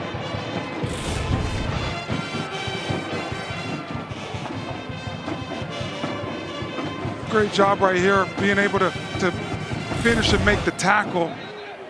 But right now, man, Louisville is showing you how they could go from pass to run and making a lot of things look the same, finding some success early here in the second half. 2nd and 2, Brown in the backfield, Keywan Brown.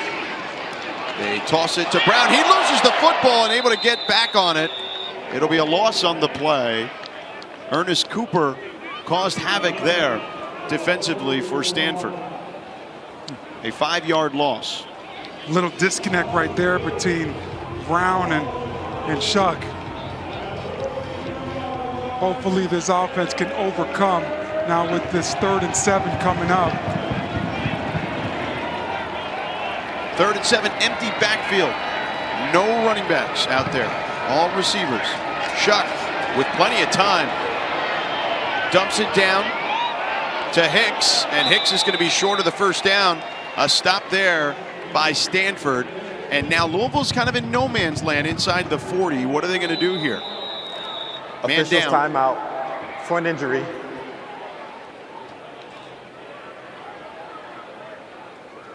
Brandon Nicholson. No, it looks potentially to be Gythan Bernadelle, the linebacker, number 0. Oh, 9 compressed to a 0, right? Yeah. And right by the way, there. Tristan Sinclair already out for this game, who is their captain on defense and their other star linebacker. The transfer from Florida International University, Bernadelle. Senior season. Up on his feet. Celebrated earlier today, senior day. Nice to see him beginning to jog off under his own power.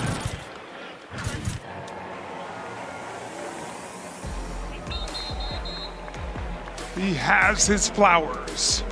And great job. I remember back when I had senior day, just being able to walk out in front of your fans for one last time and reminiscing about the last couple years of your life and what you've been able to accomplish, the good times, the bad times. Such an important day, and a day that you remember forever. And he's limping, though.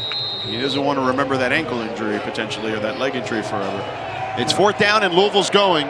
Josiah Galvin and Matt Rose in at linebacker now for Stanford. They're showing blitz. Hicks in motion. Shuck.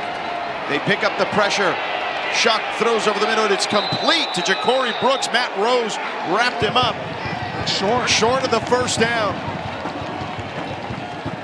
All 11 guys for Stanford. Great job with the rush. I know it wasn't a sack or a quarterback pressure, but it's a great job by all 11 guys. So Stanford holds, looking to get back in this one.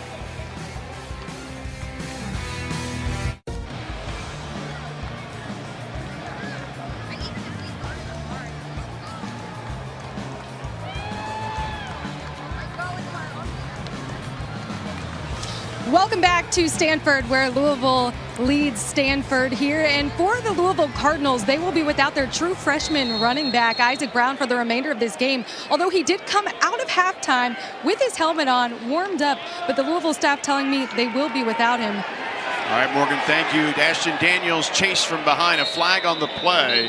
per year brought him down. It'll be a loss on the play, but let's see what the laundry's about. I think this is going to be a double negative with a Personal foul, illegal hands to the face, defense number 94, 15-yard penalty, automatic first down. That's Jordan Gerard. Referee threw that one right where it's usually holding, but you're going to see right in the middle of your screen, Gerard gets his hands up, and he just gotta replace it. Gotta take that hand off and refit it. Often when defensive linemen are trying to press to get off of a block and create separation, they're fully extending, but you just gotta refit that hand or move it for a second and try to get it a little bit lower. Yeah, and he's out. Chris Davis and Cole Tabb in the backfield. There's that formation we mentioned right at halftime. They flex out of it. Daniels with time. Finds Mosley near the 45-yard line. Thornton wrapped him up quickly. Second down upcoming. You're Stanford. At some point, you got to test this back end for Louisville. They've struggled this year, and they've dropped some guys in coverage and have given up some explosive plays. So at some point, you got to throw a double move in there and really see if they're going to be focused to try to go over the top. They have been reluctant to take that chance. Daniels now floats one to Iomanner, but took a long time to get there. Quincy Riley breaks it up as they threw across the field on that one. You got to put a little more zip on that one if you can, no? Iron sharpens iron. Quincy Riley, again, another great play. Want to see Ashton Daniels lead Alec Iomanner to the sidelines a little bit more. Get it out faster. Get it out in front of him, where only he could make a play on that. When you put it high and it hangs, Quincy Riley's able to make a play on the football. Iomanner, no catches today. 3rd and 7. Daniels, pocket collapsing, and he's taken down, loses the ball for a moment, wrapped up by Jared Dawson. Let's check in with Morgan. This was exactly the problem that Troy Taylor was telling me. They had to do a better job up front, blocking in and pass protection. I've been watching quarterback Ashton Daniels on the sidelines, and he's looked so defeated and frustrated. And I asked Coach Taylor, is there anything wrong? He said, look, it's been a physical game. He's taken some blows, but we're here to win this. They find themselves behind the 8 ball at the moment. They're in the game. Punt here, out of bounds. And they will mark it officially at the 15. And that's where Louisville will take over. 43-yard punt, no return. There's never been a playoff like this. The new 12-team college football playoff begins with the first round December 20th and 21st. That's how I get by. Oh, the new era of college football, 12-team playoff coming your way. You got 4 byes from the highest conference champions. You see them there. Those are the leaders at the moment as the projected standings off the most recent college football playoff rankings. Ohio State is up there at number 5 because 5 through 8 will host games in this scenario. And Indiana would host the game too. By the way, College Game Day going to be at Ohio State in Columbus for Indiana at Ohio State. Welcome back here to Stanford. George Sedano, Orlando Franklin, Morgan Uber with you here.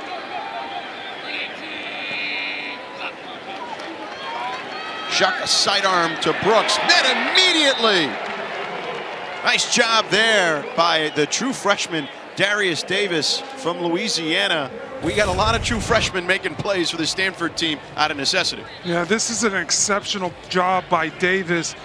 No hesitation, refuses to be blocked in open space, and makes a great tackle on Brooks. No gain. Gaithan Bernadelle back at linebacker. Good to see him there for Stanford. They find Brooks with a hole there. Finds a hole in the zone and tackled near the 30-yard line at about the 28. 13-yard gain. Ja'Cory Brooks just continues to show you how versatile he is, whether running down the field on go routes or going across the middle.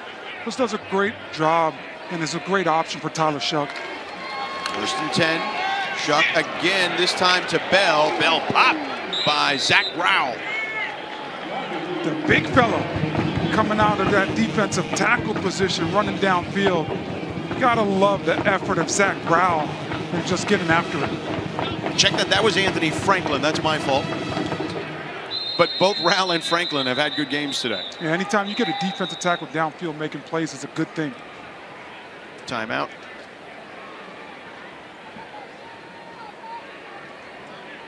The officials. The previous play is under further review to determine if there is a foul for targeting. Yeah. And that could be on Franklin, who made that big hit. Targeting is such a tricky penalty, especially in real time. You got a guy like Anthony Franklin that plays defensive tackle trying to run and give effort for his football team. And now, you know, trying to, when you get the opportunity to put a hit on somebody, you want to be able to kind of lower your shoulder, lower your body, and try to deliver as much force as possible. And again, targeting is the crown of the helmet, the 6-inch radius around the crown of the helmet. It looked like he hit him in the body there. I didn't see much any helmet contact. And 21 had him low, which is Scotty Edwards. Yeah, Edwards has him low. He's trying to fight for extra yards. I'd be shocked if this referee crew, you know, puts out the targeting foul by Anthony Franklin. That would be a huge loss for this defense. When guys are trying to make plays, I don't believe that Anthony Franklin is trying to be malicious and he's trying to say, oh, let me lower my head and let me try to deliver this blow with the crown of my helmet right here. Although they don't legislate intent in those situations. After further review, it has been determined that there was a personal foul targeting defense number 94, who is disqualified. 15-yard penalty, automatic first down. I hate that. Yeah, I don't love it either. I mean, he's a senior. I hate that. Got to run out on senior day, and now his day's over.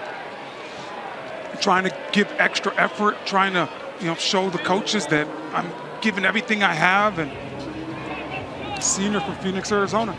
Yeah, day's over. And again, you know, he lowered his helmet, but yeah, I don't know. I just, you know, they made the determination, and that's the call on the field. Yeah, I think we got to continue to look at that rule and see if we could get better and better each and every year.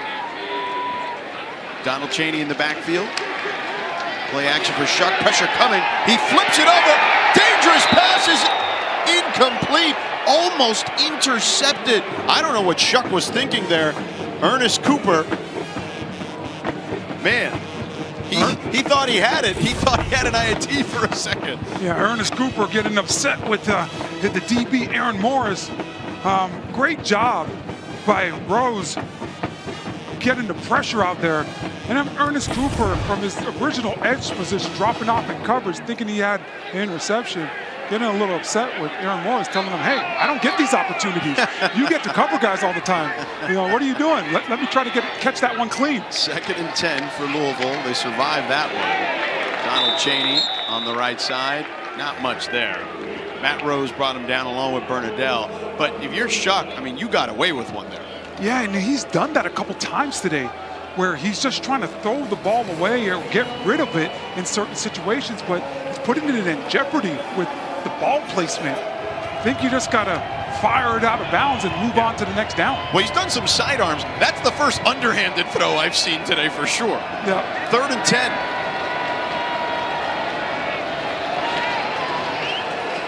Into the flat, incomplete. Chaney couldn't hold on. It'll be whistled dead, and Stanford holds. Donald Chaney might have looked upfield. It's just a quick running back screen and trying to get the guys to block on the perimeter. Might have took his eyes off that one to look at the blocking and see where the hole was at. He's not able to complete that pass. Louisville to punt. Tiger Bachmeier awaiting the punt at his own 10. A spiraling punt. Bachmeier fair catches it at about the 7-yard line. 45-yard punt, no return. We got a one-score ball game here at Stanford.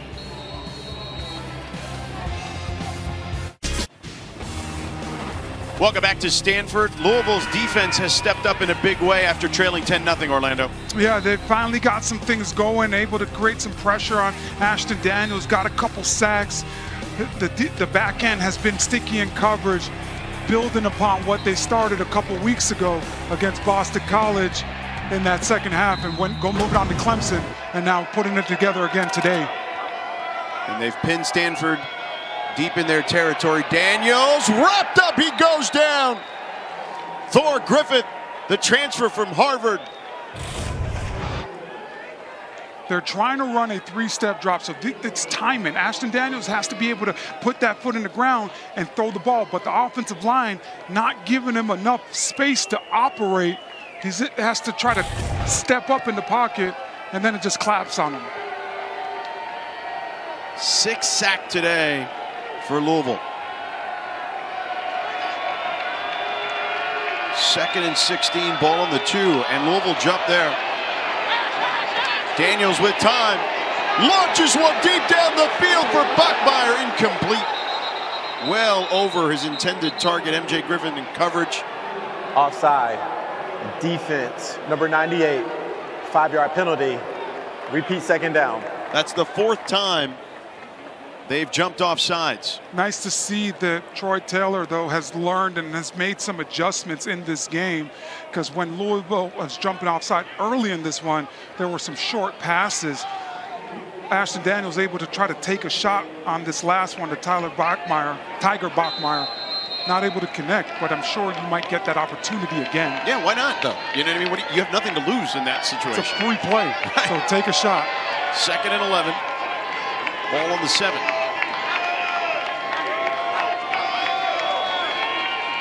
Daniels flips it forward, complete at the 20 for a 1st down.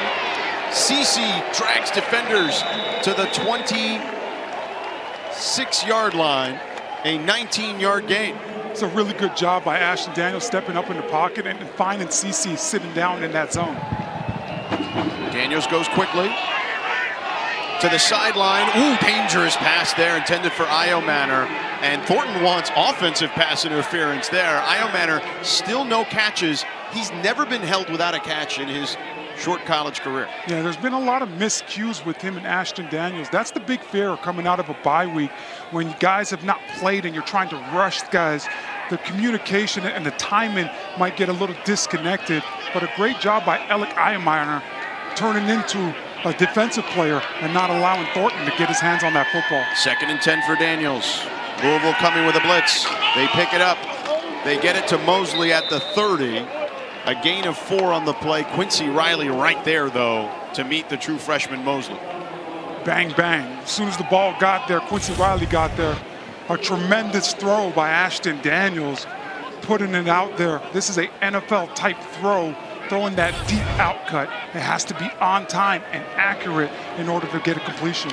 Troy Taylor loves Mosley. Thinks he's a great player and will be even better. Has a big touchdown play already today. 3rd and 6. Daniels floats one, incomplete over his intended target, Mosley. 4th down upcoming. And the punt team coming out. Offensively, you got to find a way to continue to keep this defense honest and get back to some of your run plays, some quarterback design runs for Stanford. Can't just turn it into a throw fest. And that one might have been tipped, but getting Stanford bounces as you see the players trying to sweep it with the air off their hands. But so it worked out. But a lot of guys in that backfield. Woo. Yeah, a lot of traffic. That is the 6th block this season for this special teams unit. They've done it now 3 on field goals, 3 on punts. Yeah, they've came into this game as far as blocking kicks. Oh, that's technically not a block on a tip. Tied for FYI. first, so they could get after it, and you cannot take that play off. Stanford has to make some adjustments. That one was way too close. Thank goodness for the Stanford bounce after. So Louisville with the ball on their own 32. Duke Watson in the backfield again. Isaac Brown officially out. Watson, big hole, on the loose. He hits the gas. They're not going to catch him. Touchdown. 68 yards.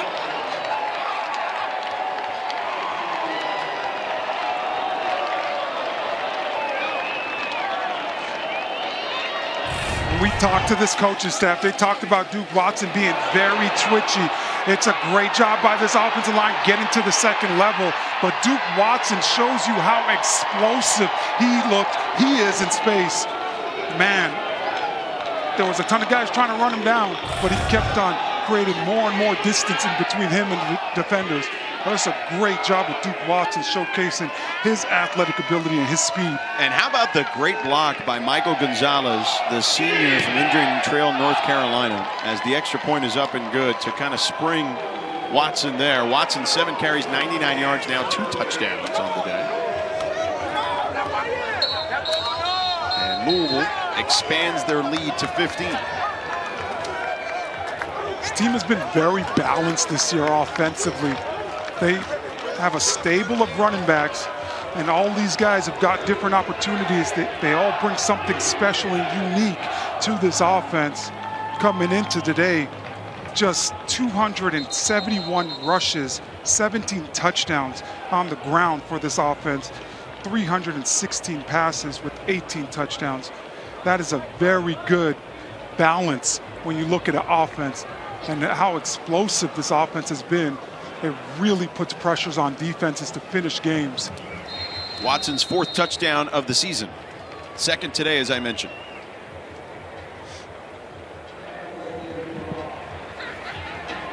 Nick Keller to kick it off.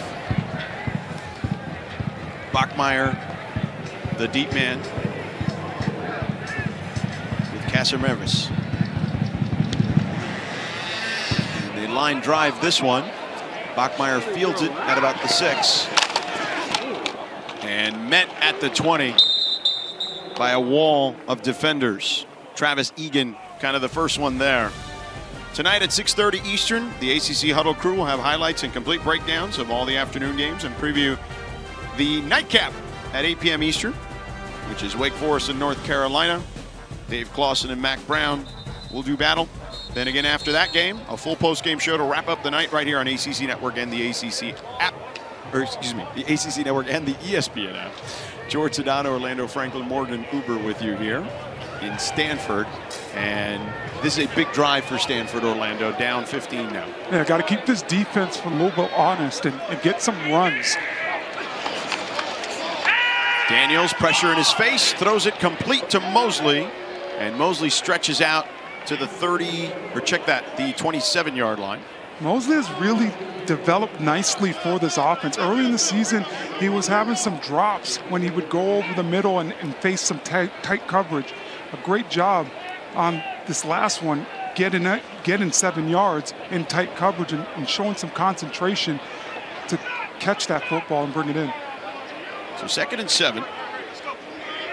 Troy Taylor has to play a lot of young guys. Trial by fire, as he told us, because of the injury situation. Cole Tabb on the left side will pick up the first down as he lowers the shoulder down to the 35-yard line. Back to that play, the formation we talked about earlier. It's a man down. Officials timeout for an injury.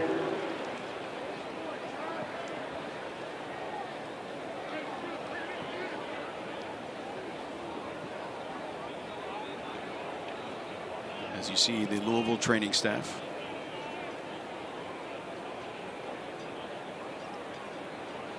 '99, Desmond Till checking on his other defensive lineman. We're still trying to identify the player.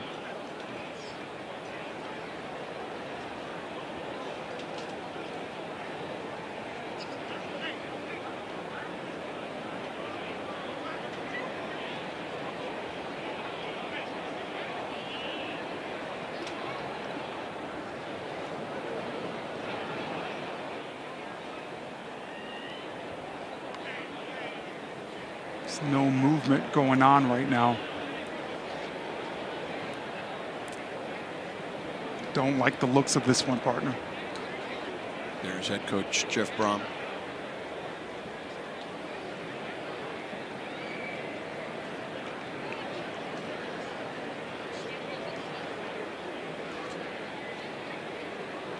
Looks to be Jared Dawson, the redshirt junior out of Collierville, Tennessee. The other defensive tackle in this front four for Louisville.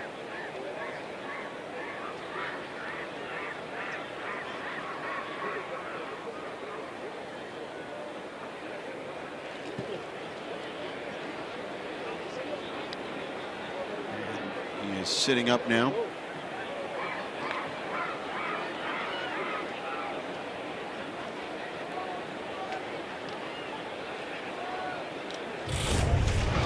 See if we can see what happened to him here.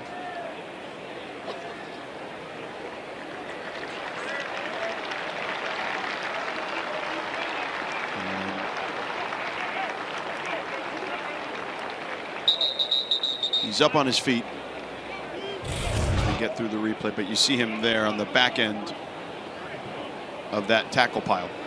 Looks like they're holding that right arm, kind of help him stable it. Yeah, they're stabilizing that right arm, but he's walking off again. So we'll hopefully have an update down the road. It is 1st and 10 from the 35-yard line for Stanford. Pressure coming. Daniel steps up and he goes down. 2 flags on the play. Benjamin Perry, who came back off of injury last week with the sack. Personal foul, face mask, defense number 90, 15-yard penalty, automatic, 1st down. That's on Conga, the transfer from Rutgers, as they grab Daniels by the face mask. So hard when you're a defensive lineman. You know you're trying to have an effect on the game. When you get close to the quarterback, trying to do whatever you can to get him down, and he just grabs that face mask with his left hand. The 7th defensive penalty for Louisville today.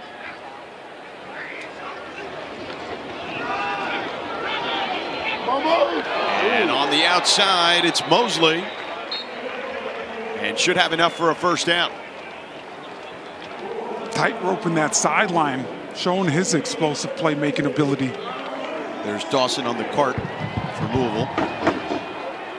A 13-yard gain from Mosley. He ran away from Jarente Davis. Daniels with Tab in the backfield. There's Mosley again. They fake it to him. Daniels with time finds Mosley on the check down. Mosley makes a man miss, but Louisville able to bring him down with TJ Quinn was the first person there to wrap him up. That's an unbelievable effort by Emmett Mosley.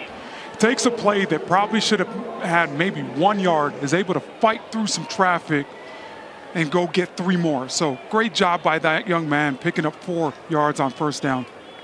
2nd and 6 upcoming. And it just feels like everything Stanford's doing outside of the one play to Mosley early in the game has been just a slog, right? Like it's small chunks. Yeah, they've had to fight for every inch in this game. Tab on the left side. Gets a couple. Quincy Riley with the tackle, but it just feels like they don't have that big play ability. And when you're down 2 scores, I get it, it's still the 3rd quarter, but it feels like you're going to need explosives at some point. Yeah, the offensive line hasn't really been able to hold up. It's really been Louisville's defensive line taking advantage of them.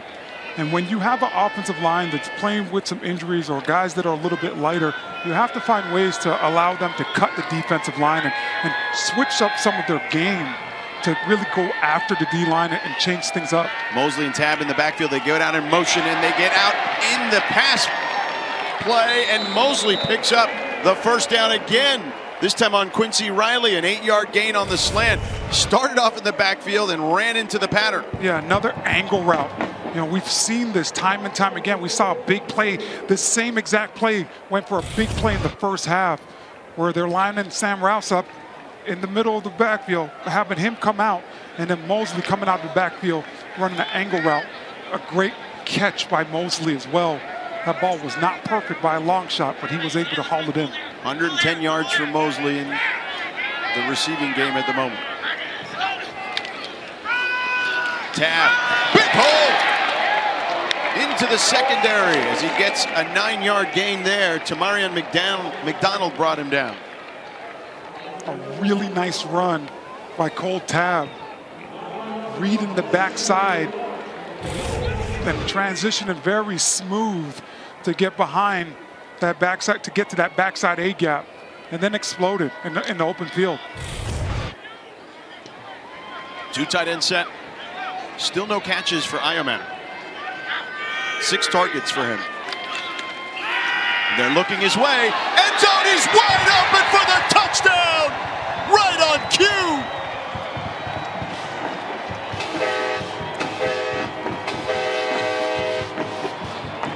A 13-yard score! Alec Iomanner didn't have a catch yet, but he had a big one right there. Yeah, this is a great job by Ashton Daniels identifying the defensive coverage and who's on Alec Iomanner. Not a lot of success today, but Quincy Riley has been on him a lot of times. On this last one, Tayon Holloway is on him, and Ashton Daniels is able to find that. Stanford is going for 2. Let's go for Dos, brought to you by Dos Equis.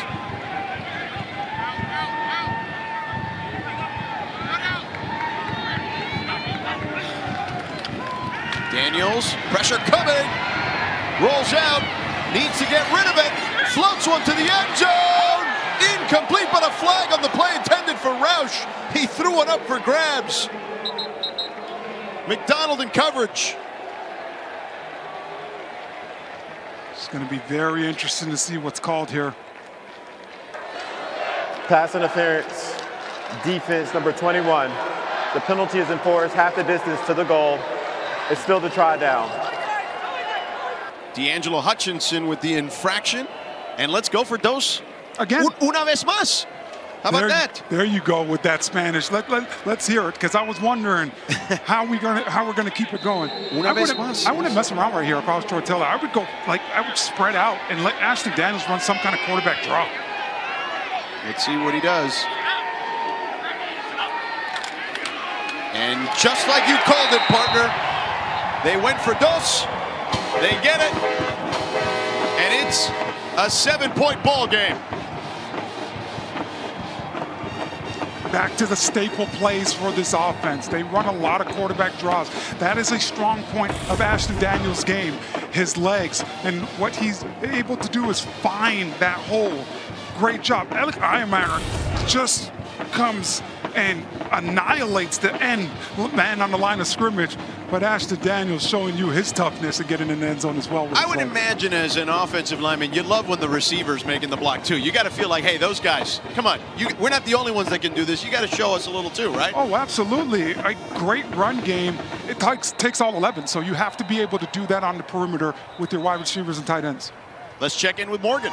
Well, guys, this is the most spirited I've seen quarterback Ashton Daniels all day, of course. And he told me coming into this game that really the message was just sticking together. They know they're not even eligible to make a bowl, but they're still extremely motivated to win out. He said when times get tough, it could be natural for some programs to turn against each other and point fingers, but not us. He said we're a family here. It's a culture of love and loyalty, and you can really sense that now on this Stanford sideline. The most energized they've been by far all day. They're right in it, Morgan, that's for sure. They ruin a lot of people's Christmases by winning some football games here at the end. Brooks headed towards the outside, tries to spin out of trouble to no avail. Taken down at about the 23-yard line. That is the end of the third quarter. Mitch Lieber brought him down. And we've got a good one here. Couple of touchdowns. Duke Watson on one end, Alec Iomanner on the other. 7-point ball game here at Stanford. All right.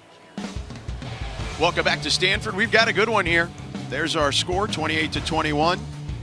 Stanford jumped out 10-0. Louisville fought back, extended their lead to 15, and now Stanford has closed that gap down to 7. George Sedano, Orlando Franklin, Morgan Uber with you here. taking care of business in the fourth quarter. Both these teams coming off a bye week, a little rusty at certain situations today, but now it's about the fourth quarter and who finishes and can play clean football to get a victory. Duke Watson in the backfield as they begin their drive. Louisville does on their own 23.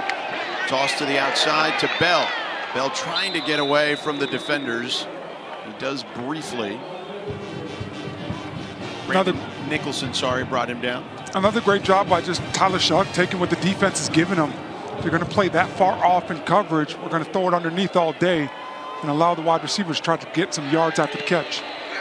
5-yard gain, 2nd and 5. Watson, who has 2 touchdowns already, breaking tackles, but gets hit pretty hard by Tafiti at the end at the 35-yard line. Picks up the first down, though.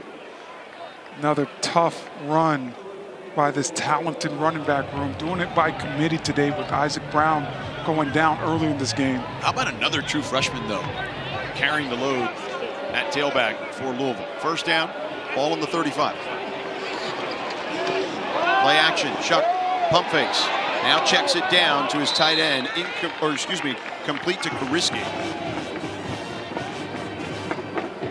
Tight ends don't normally see a lot of balls in this offense. Well, especially him. Kuriski's more of the blocking tight end. Yeah. But good, nice job by Tyler Shuck getting through the progression and finding Kuriski. 2nd and 7 after the 3-yard gain. Donald Chaney gets to the outside, tries to keep his feet, and they'll say he's down at the 41-yard line. So a gain of 3. Aaron Morris and Matt Rose tripped him up. If I'm Louisville, that's what I would continue to do. I know you have to convert on this 3rd down, but keep on trying to run the football. Right here, with all the cushion I've had in coverage, I would try to do some kind of comeback route, some kind of quick 3-step drop for an easy completion for Tyler Shuck. 3rd and 4 for Louisville. Got to get to the 45. Shuck, with plenty of time, delivers over the middle and connects with his receiver at the 50, Nate Kuriski. A 9-yard gain for the first down. Nate Kuriski, 6'3", 240 pounds. Mitch Lieber is on his back, and you can't make a play on that football. Nice ball placement by Tyler Shuck. Kuriski trots off the field, kind of limping. Ball at the 49-yard line of Stanford. Chaney up the gut, wrapped up by David Bailey after a 5-yard gain. That backside gap all day, getting the offensive line to go one way, everybody using it, allowing the running back to take the backside gap and really putting pressure on the backside linebacker to make a play. 2nd and 5.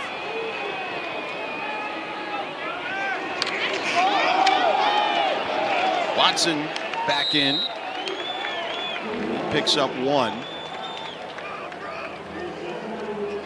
3rd and 4 upcoming. What do you do here? If you're Louisville, I would try to get a screen up. They haven't ran one, and they're so dynamic. They haven't ran one today.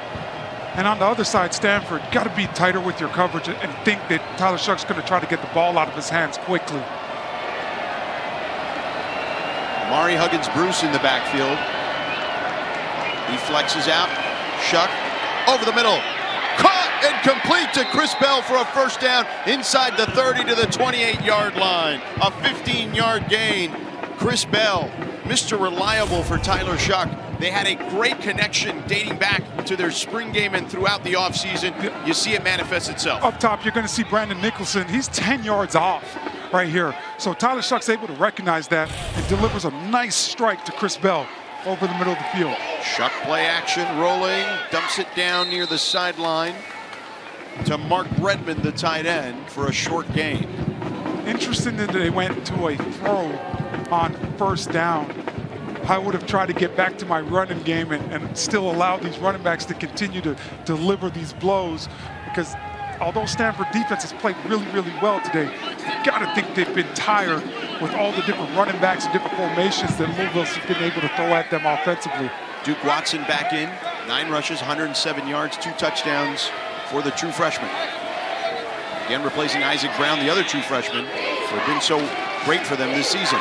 Shuck under pressure, throws, connects with Bell. Bell dragging defenders and bouncing off of them to the 5-yard line. A 21-yard gain. Offensive line cuts it down in the middle. There's pressure. Tyler Shuck feels the pressure, but he knows that I got to deliver this ball over the middle field. A great job by him sitting there taking the hit. They hand it off up the middle. Touchdown! Duke Watson, his third of the game. What an answer for Louisville. Just right down the field. A nice mixture of runs and pass, but at the end, just hand it off. Allow the big boys to take care of business. And Duke Watson, another tough touchdown on the ground. Mitch Lieber is being accompanied to the sideline. Tyler Shuck, 6 for 6 on that drive for 56 yards. Capped off by the run for Watson.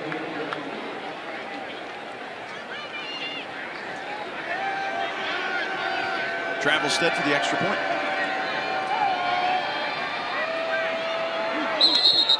Flags on the play. Prior to the snap, false start. Offense, number 78. 5-yard penalty. It's still the try down.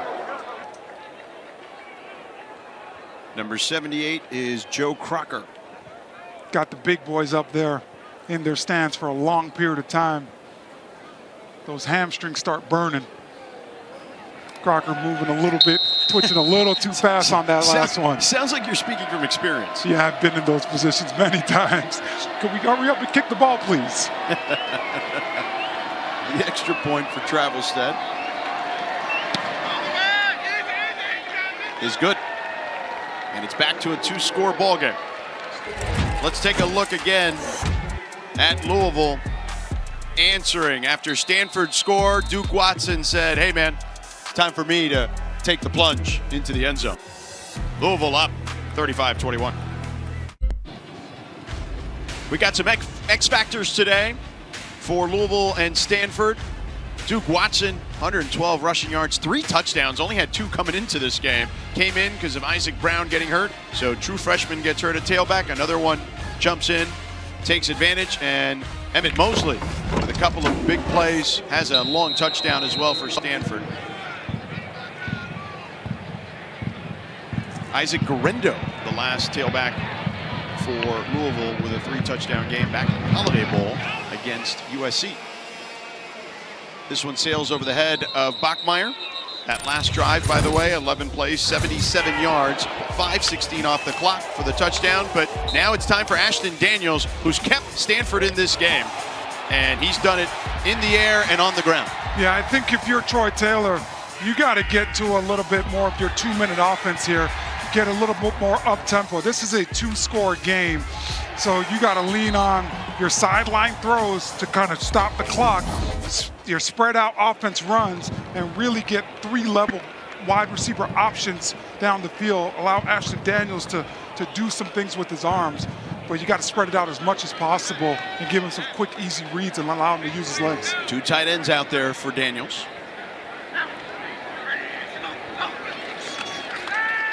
And he goes to the air, floats one, man open, he's Iomanner, he's on the loose. They got the angle on him and bring him down near the 20. Big play right away. Quincy Riley couldn't stay with Iomanner. I like that they ran this to the field. It really allows Iomanner now to have some space and drift with his body to create separation. Ashton Daniels threw Alec Iomanner open, and Alec Iomanner did the rest with his legs, getting some yards after the catch. A 55-yard gain for Stanford, and they are in business, a red zone opportunity. So he hadn't had a catch up until the last drive where he scored the touchdown, and now he's got 2 and both big plays. Charge timeout. Stanford, their first of the half. Timeout on the field. let's step aside as well as Stanford takes the timeout as they talk things over with their head coach, Troy Taylor.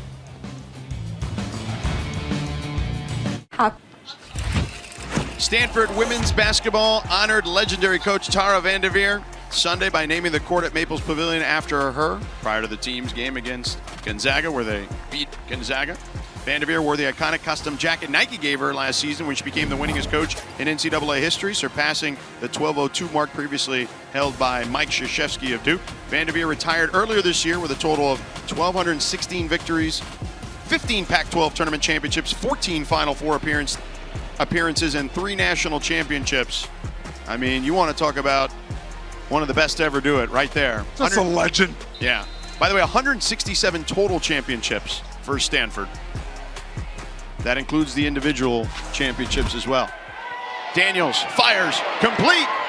Emmett Mosley inside the 10 to the 8-yard line, picks up the first down as Stanford is back on the move. Well, I tell you, Emmett Mosley has come out and has played like a man possessed today. He has caught everything that's went his way. It doesn't matter if it's been in traffic. He's really showcasing his ability to go out there and concentrate and use his hands. That's a great, great job by this young man, developing as this season has progressed. 12-yard gain. Io Manor being guarded by Quincy Riley at the top of your screen. Pump fake. Daniels looked his way. Pump fakes again, now on the run, and takes a mean hit at the 6-yard line by TJ Quinn and D'Angelo Hutchinson. Now, I want to ask you about something, Orlando, because Louisville, both Jeff Brom and Ron English, their defensive coordinator, talked to us about how they don't use the green dot anymore. They signal it in. They were having issues lining up, and their defense was struggling up until the last couple of weeks prior to making that change, with English now on the field as well, helping with the signals and the conversations. Yeah, there was a lapse in communication from the booth down to the field, so they completely got rid of that green dot. Ron English now calling signals from the sideline. I think that helps out with their communication and helps get the signals in a little bit faster because guys could find him on the sidelines. Tab on the left side, stood up. Dan Foster Jr. first on the scene. Louisville defense has to be a little careful right now that they don't give away get a cheap penalty and give Stanford an extra set of downs at the end of this play before progression stops. For an injury. Tab is down. Guys that's playing through the whistle. And Stanford, their training staff checking on the true freshman from Fort Walton Beach, Florida.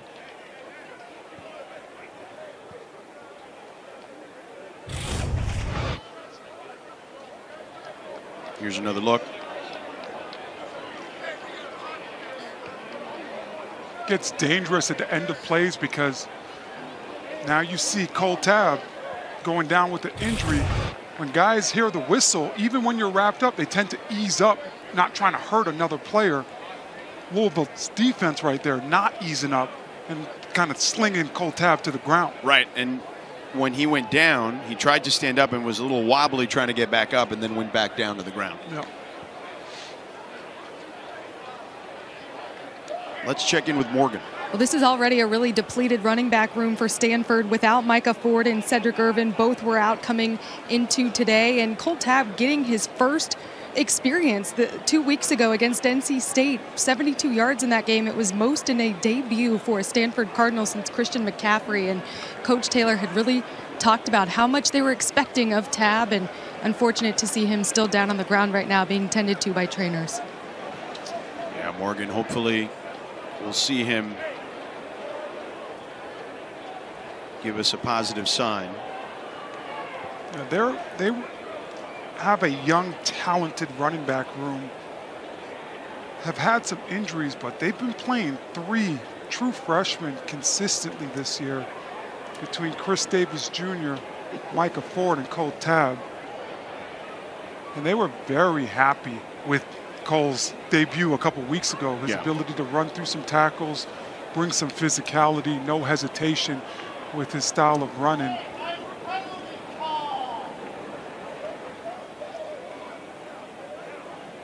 Well, he's sitting up.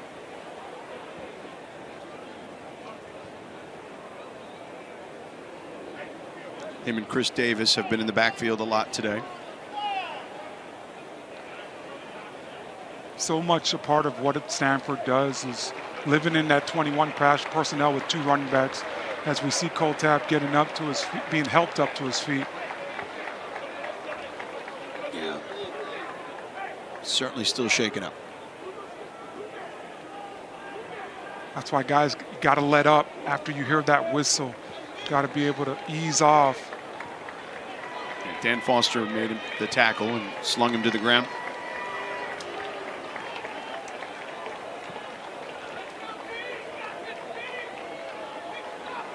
And Tab still slowly working his way along the sideline near the bench. Very interesting to see what Troy Taylor comes and does on this 3rd and goal. They had a little bit of extra time now, so hopefully they could try to put one in the air and get to the end zone. Ryan Butler checks in the backfield, along with Emmett Mosley. Roush you see in front of them as he shifts. 3rd and goal. Daniels, pressure, spinning out of it, lofts it up out of bounds. Ashton Gelati was putting the fear into Ashton Daniels as he was coming, breathing down his neck. They were trying to get back to the play that we've seen Emmett Mosley have, that bread and butter, running that angle route out of the backfield. But the offensive line was not able to hold up, which forced Ashton Daniels to try to buy some time with his legs. They're going here on 4th down 2 scores, 6:44 to go. This is the right decision in my opinion. Oh, absolutely. You are right here. You got to try to get in that end zone. Butler in the backfield to the left of Daniels.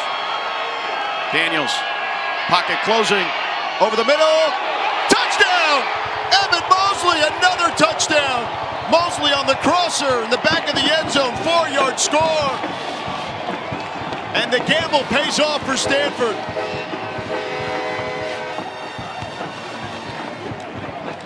This is just a really good job by Troy Taylor, understanding what Louisville has struggled with all year. Emmett Mosley's going to push it up, but then he's just running at the back of the end zone the whole entire time. This defense have dropped guys in coverage early in the season, and this is a nice job of taking advantage of something that they have struggled with consistently. 10 catches, 127 yards, 2 touchdowns for Mosley. That drive, 6 plays, 75 yards, 3:07 off the clock. And we've got a 1-score ball game again. Could be even a little closer pending the extra point.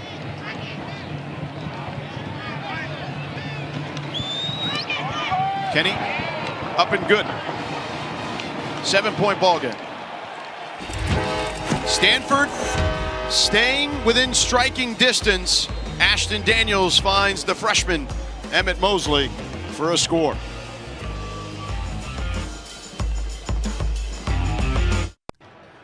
Want the latest on today's games? Just tell Siri. Show me the ACC football scores. All right, I'll play Siri. We've got Louisville 35, Stanford 28 here at Stanford Stadium. Thanks, Siri. George Sedano, Orlando Franklin, Morgan Uber with you here. And Stanford scored a touchdown on a 4th down play to Emmett Mosley. His 2nd score of the game, set up by Alec Iomaner's 55-yard catch from Ashton Daniels. They kick this one into the end zone to Ja'Cory Brooks, and he'll kneel it. Duke Watson has filled in admirably for Isaac Brown, true freshman to true freshman. Brown hurt earlier. Watson has filled in. 3 scores for Duke Watson. Watson is the first true freshman running back with 100 yards plus 3 touchdowns in a game in school history. He's done a really good job of setting up his blocks and being physical at the times where he needs to be physical. A great day. 7.7 yards average. Standard is only 3. So this young man is blowing the top off the standard. Yeah, that's his season average. He's got 11 today. And he gets another carry to the 30-yard line, a 5-yard gain. although that will actually bring his 11-yard carry per carry average down a little bit. But he's certainly doing the job. There's no doubt about that. This young man, impressive. They've told us that they love both their true freshman running backs. They like their running back room. And when we talked to them about Duke Watson, the coaching staff, Jeff Brom and company, they just kept mentioning, like, you know, there are a few things that he does that freshmen do, Orlando, like, you know, pass pro occasionally, not great, but that his shiftiness and slipperiness, out of this world. Yeah, he's going to be a heck of a running back as he continues to learn. Shuck down to Brooks, picks up the first down. 6-yard gain, 7 technically. Stanford's defense has to find a way to get some pressure on Tyler Shuck. When we talked to defensive coordinator Bobby April earlier in the week, he talked about earning the right to rush on 3rd down because of how much max protection Louisville does on 1st and 2nd down. So you got to key in and make something happen on 1st and 2nd down to stop the run, but then tighten up the coverage on 3rd down to try to stop the pass. Mitch Lieber still out at safety for Stanford. Jalen Day-Sumlin is in. They dump it down. Good tackle there. David Bailey blew that play up. Mark Redmond, the tight end, caught it, and he felt it afterwards. This is 250 pounds and 255 pounds collided. David Bailey does a great job of getting out there in space on Mark Redmond, but running through and not slowing his feet down on contact for a big hit. When we were here against Wake Forest, David Bailey had some negative plays, and he has certainly improved upon that here this week when we're here now again at Stanford. 2nd and 9. Shuck with time, not for long though. Bernadelle chasing him, he throws it out of bounds, intended for Mark Redmond, as Bernadelle was bringing the heat, and 3rd down and long upcoming. It's a nice changeup, giving this Louisville offense something different. David Bailey was in coverage at the slot position, and then Bernadelle was blitzing from the middle. That's a great all-around job of changing it up and really forcing Tyler Shuck to take a second look at this defense. Let's see if they can do it again on this important 3rd down.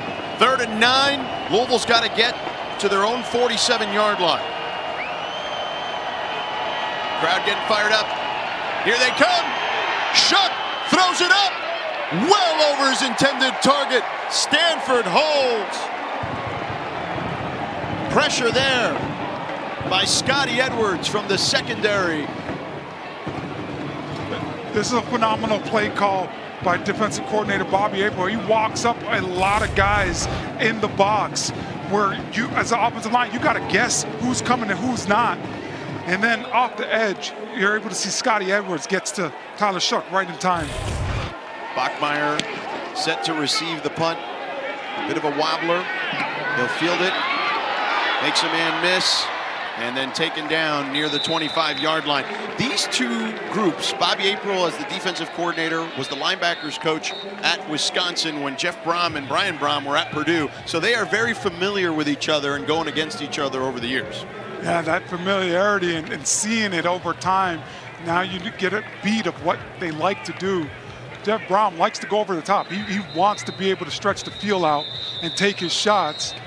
But Bobby April winning that chess match with alignment and forcing Louisville offensively to guess who's coming and blitzing on that critical 3rd and 9. 4:04 to go in this one. Stanford trailing by 7. They have 2 timeouts plus the 2-minute timeout to work with.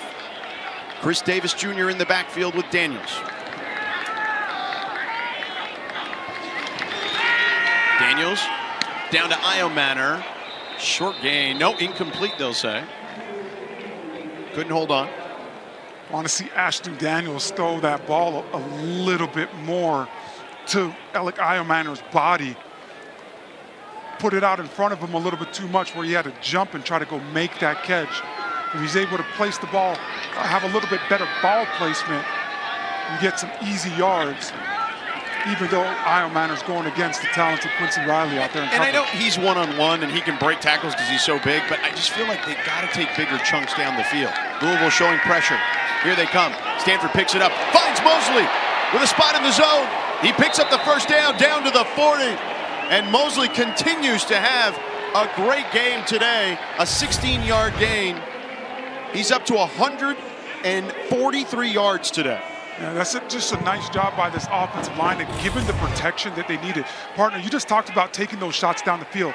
The offensive line has not really held up to give Ashton Daniels the opportunity to push the ball down the field.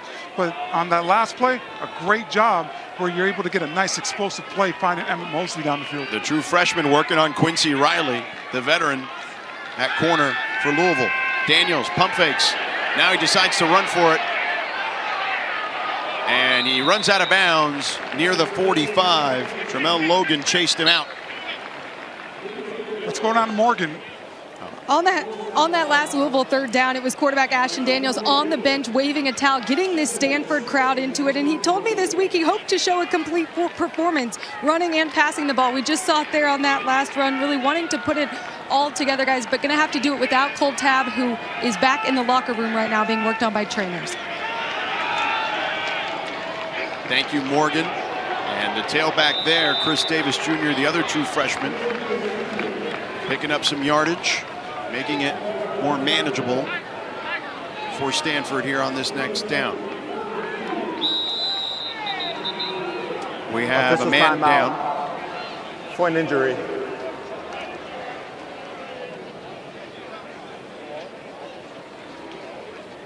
Looks to be Conga. We've already seen Jared Dawson get carted off earlier in this game. Conga playing that other defensive tackle opposite of Desmond Till. This could be a big blow. Conga usually in the rotation of defensive tackles, but already down a man. It's going to be interesting to see where Ron English goes with this if Conga's not able to go. Looks like they are grabbing his left leg. And the big fella up on his feet.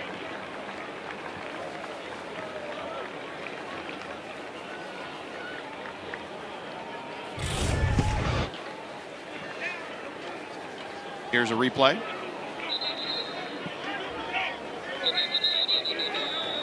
Just looks like he got destabilized there as he grabs his left shin. Yeah, got caught up in the pile, and as the pile was going backwards, put that foot in the ground, and it just lands in the ground awkwardly.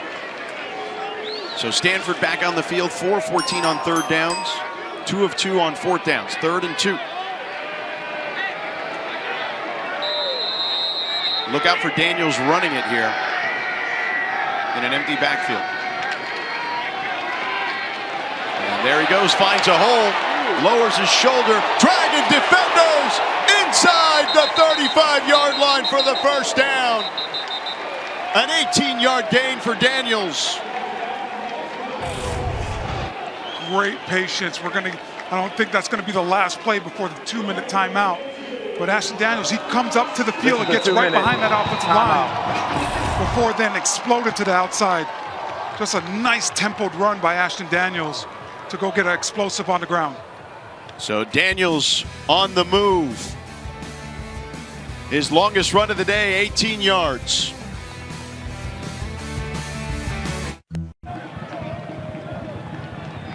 Stanford trailing at home by 7 against Jeff Brom's crew and driving as they near the red zone. Troy Taylor and company looking to tie this game. Heck, maybe even try to go ahead.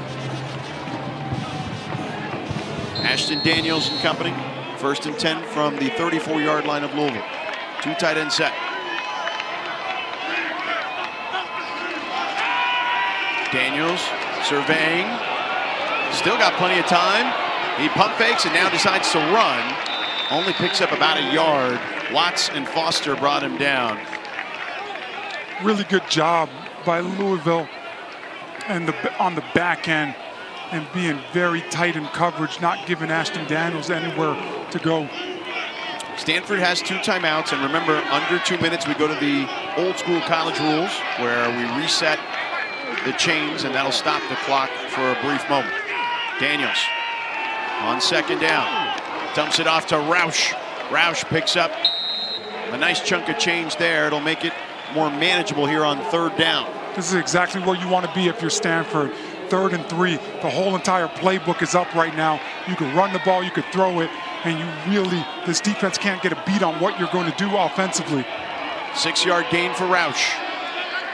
Butler in the backfield. Daniels keeps. Daniels pushing forward. He's going to be shy of the 1st down, it looks like. But as we know, Stanford, so aggressive with how they played all year. Very comfortable in situations like this. Stanford, their 2nd of the half. So 48 seconds to go. They still have one Set the game timeout. clock to 50 seconds. 5-0. Make that 50 seconds left on the clock. Thank you. You're welcome. And there's one timeout left. And again, you mentioned this. They've gone for it on 4th down, the 2nd most of any team in FBS. Yeah, if I'm Troy Taylor right now in this timeout in the huddle, I'm calling 2 plays. Obviously, I got to take care of getting the 1st down right here. So I would do some kind of quarterback design run, but I'm calling my 2nd play so we could get immediately back to the line of scrimmage and snap it without having to burn that final timeout. And the officials are trying to get the teams back out there. A lot of whistles blowing. So Stanford 2 for 2 on 4th downs today. None bigger than this one.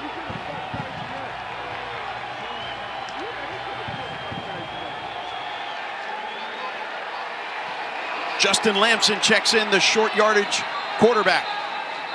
And another timeout. Timeout. Louisville, their 1st of the half. 30 seconds.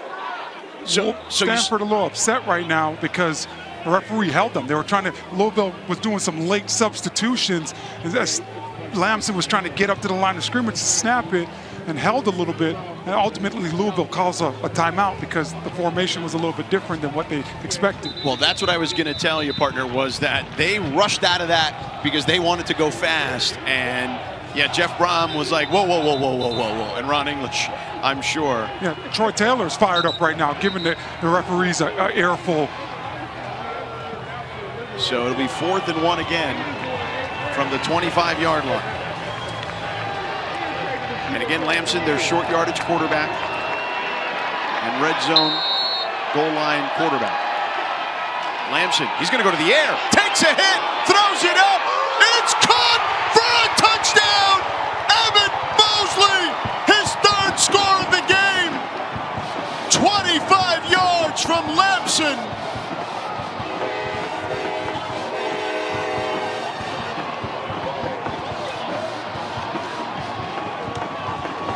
Stanford lining it up to tie. I don't love this decision, but this is a great job by Justin Lamson standing in there and taking the hit. What I mean by I don't love this decision, if I was Stanford, I would try to end this thing right here, George, and I would be going for 2. 9 plays, 76 yards, 3:18 off the clock. Kenny, extra point is up and good. And we got a tie ball game with 45 seconds left. I know that analytics suggest to tie it up and you're at home and all these different things. But for me, George, this Stanford team has played tough. All different guys have stepped up at big-time moments. Justin Lamson taking a huge hit. Emmett Mosley has been sensational today. I would have tried to end it in regulation, but I get it. You got to do the thing that you know is high percentage with kicking the field goal, the extra point right there. Justin Lamson, I mean, this is a guy, he doesn't throw very many touchdowns. So the fact that he took the hit, he stood right in there in the pocket. TJ Quinn belted him, and he was able to throw it. Mosley made the adjustment. What a day for Emmett Mosley, 168 yards in the air. Beautiful execution offensively. Get into the line of scrimmage immediately after breaking the huddle and snapping that ball as fast as possible. Emmett Mosley showing tremendous concentration in finding that football, adjusting as it's in the air. That's the most touchdowns for a wide receiver since Alec Iomaner's crazy game at Colorado last year. Brooks brings it out. And taken down inside the 20. The clock is running. Louisville has 2 timeouts. So I would try, if I'm Jeff Brom right here, I would try to get some kind of wide receiver slip screen up and going to Ja'Cory Brooks or Chris Bell. Line both of those guys up, but allow the offensive line now to get out there and try to create a convoy and really get open in space, get some yards after the catch, see if you get in field goal range. Brock Travelstead, their kicker, his long this season of 56. Shuck to the sideline, complete. Bell makes a man miss and out of bounds near the 45-yard line. Brandon Nicholson, the true freshman, got juked there, a 23-yard gain. All day today, these cornerbacks for Stanford have been playing off coverage, and Tyler Shuck just continues to take what the defense is giving him. Chris Bell puts this team on his back, makes a great move in open space, and then explodes for a nice chunk of yardage on the ground. Watson in the backfield. Now he flares out. Shuck, pressure coming over the middle. It's Bell again. Bouncing off defenders to midfield. 24 seconds, timeout Louisville. Louisville, their second of the half. It will be 30 seconds. 8-yard gain. Pete Nigra, the center, Please set the game gets clock up, to but 25 he misses seconds. Bernardell. 2-5, please. If he gets on Thank you. Bernardell, there's a lot more yardage out there. But nice to see them run the screen and it end up being a positive play, as they haven't really leaned on the screen game today. So it'll be 2nd and 2. You see Jeff Brom, the head coach, talking to Tyler Shuck. Shuck today, 25 to 35, 265 yards and a touchdown, along with an interception. Again, Brock Travelstead, their field goal kicker, his long this season of 56 yards. That was a career long and a Louisville record for a kicker. Donald Chaney in the backfield.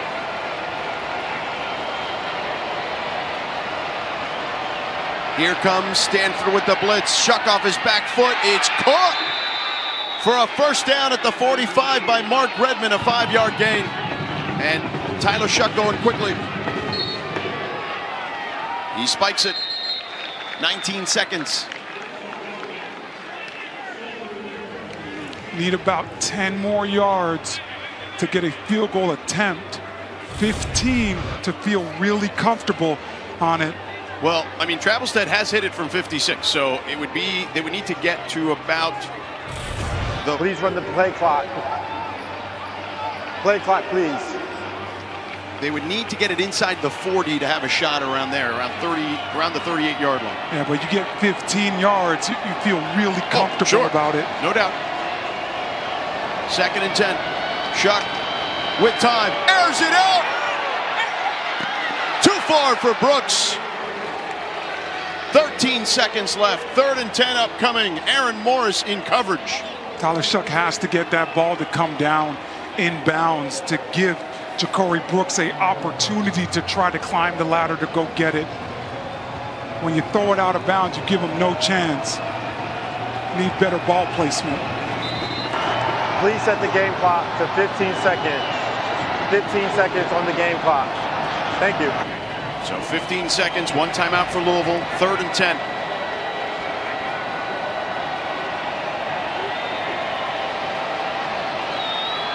Shuck, clean pocket, delivers sidearm, incomplete, intended for Chris Bell, could not haul it in.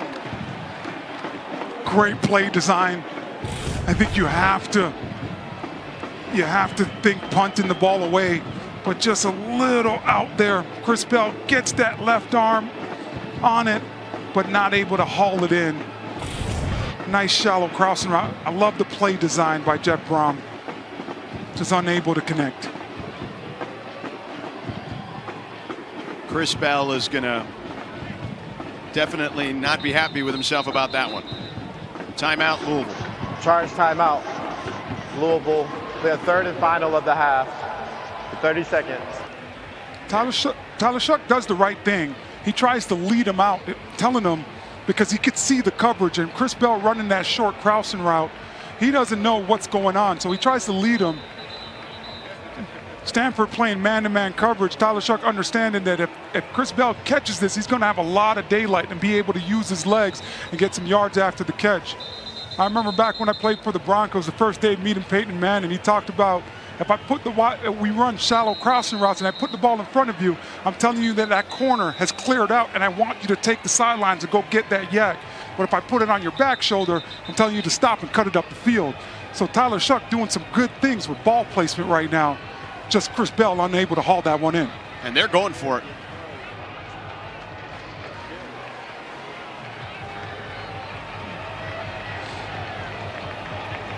Yeah, I think if you're Louisville right here, 11 seconds, you know, you could get a first down and kick a field goal and be done exiting in regulation. So I like them being aggressive right now. 4th and 10. Shuck drops back. Lets it fly. End zone incomplete. Intended for Brooks. 4 seconds to go. Stanford will have a chance for one play with a short field. If I'm Troy Taylor, I'm asking the referees, please make sure that you took a look at the clock. Is it 4 seconds or is it 5 seconds? What exactly do we have? Set the game clock to 5 seconds.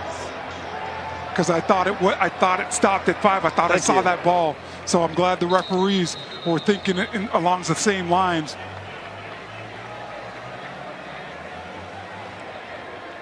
Do you go for a short out here with 5 seconds? Absolutely. You go for a short. Give yourself a chance. If I could get anywhere near 10 yards on this play, a short, quick out, I'm kicking the field goal.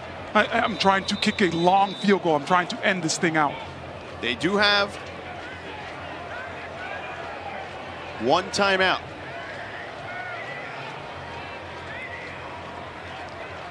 With the one timeout, that's another thing. You know, maybe a nice in-seam route and have our guys himself up to call a quick timeout. Daniels, there's the quick out to Mosley. He's got to get out of bounds, and he does, but not much there. So 1 second left. Whoa, a flag! It's going to be interesting.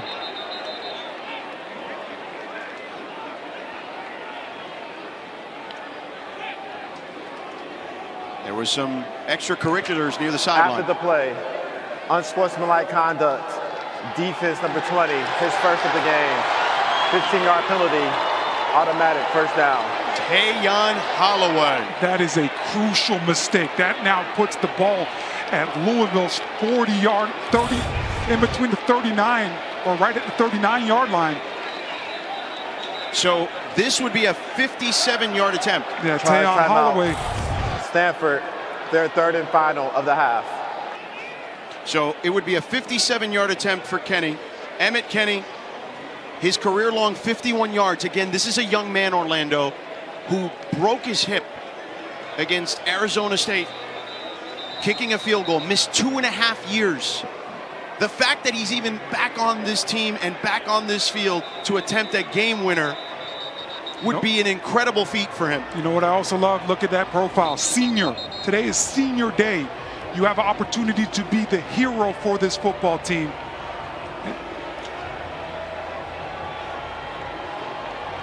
And let's not forget that Louisville has been fantastic at blocking field goals as well. Oh yes, you got to take this play seriously. Perfect execution, perfect blocking for Stanford. Got to take care of your business. He's 2 for 2 today. Oh, Louisville jumped off sides. Wow. Quincy Riley. That's going to make this a 52-yard attempt. Offside. Defense number 3, unabated to the backfield. 5-yard penalty. Still first down. And Jeff Brom apoplectic, but you see it here. Quincy Riley to the top of your screen.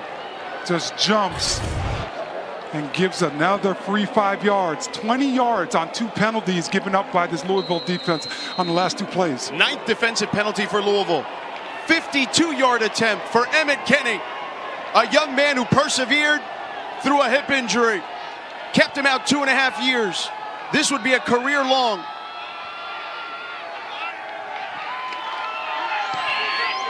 The kick is up. It's gone! Stanford with the walk-off!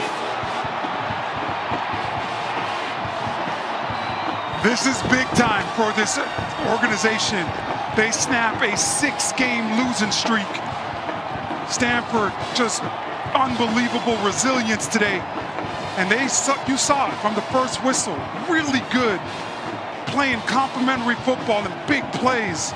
George, today, this team finally found its first home win versus a FBS team under Coach Taylor's tenure. This is a big-time win for this organization.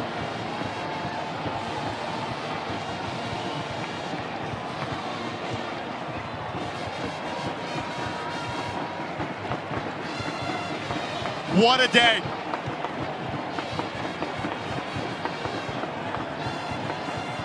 Louisville just couldn't believe it. Self-inflicted wounds, as you like to say, and Stanford capitalizing for the victory. Their first ACC win since they beat Syracuse in their first ACC game. Stanford scored the last 17 points in the last 6 minutes and 37 seconds, trailed 35-21 with 6:37 to play. Such a special moment as we're seeing fans and family members rush this field here on senior day. Snaps this 6-game losing streak. Not a lot of things to play for, not gonna go to a bowl game this year, but you could mess up some teams' Christmases by getting some wins and putting some together. And this is great momentum for this football team that has faced a lot of adversity this year. All three phases having a really big input on today's outcome. What an unbelievable moment for Emmett Kenny. 2.5 years, Orlando. He was out because he broke his hip. If Quincy Riley does not jump off sides, I don't know that that goes in. There's an extra 5 yards. That's a big-time kick for that young man. As you said, facing some adversity himself with the injuries that he had throughout his career. All right, let's check in with Morgan with Emmett Kenny. Emmett, they jump off sides to make this field goal a little bit more manageable for you. What is going through your mind in these final seconds of this game? Absolutely. You know, I was ready to go from 57. I felt confident in that one, but, you know, I have no problem with it being, a few yards further. So I'm just so happy that the line did their job blocking for me. And, obviously the operation was perfect, and I was able to get the job done. To get the ball back with 5 seconds, what's going through your mind? How bad did you want this opportunity? I absolutely wanted it, to be honest. Nice about here. To be honest, I probably thought, we were probably heading into overtime, but a couple of things swung our way, and when my number's called, I try my best to be ready. This entire game, this team had to play from behind. What did this win show? How did it show the character of this team? It says a lot about us. We've been through a lot over these last several games, going on a bit of a skid. But at the end of the day, we know who we are. We know what type of character we have. We see the work that we put in all throughout the offseason and every week, even into the season as well. So I'm just so happy that we were able to get this big win. It's huge for us. To look around the field and just see this moment, so many fans, family being joined down on the field. Take me through what's going through your mind right now. It's honestly something I dreamed of, hitting the game winner in here. So especially on my senior night, I can't think of a better way to cap it off. Congratulations and enjoy this special victory. Thank you so much. George. Excellent job, Morgan, and an even greater job by that young man, Emmett Kenny. What a victory for the Stanford Cardinal here on senior day. That's what college football is all about, the perseverance of a young man like that and this team. Our final score, Stanford 38, Louisville 35. Credit to our entire crew here at Stanford and back in Bristol. An Aaron Snyder store and production for Orlando Franklin, Morgan Uber. I'm George Sedano. The Huddle is up next with Taylor and the crew. Have a great night here from Stanford.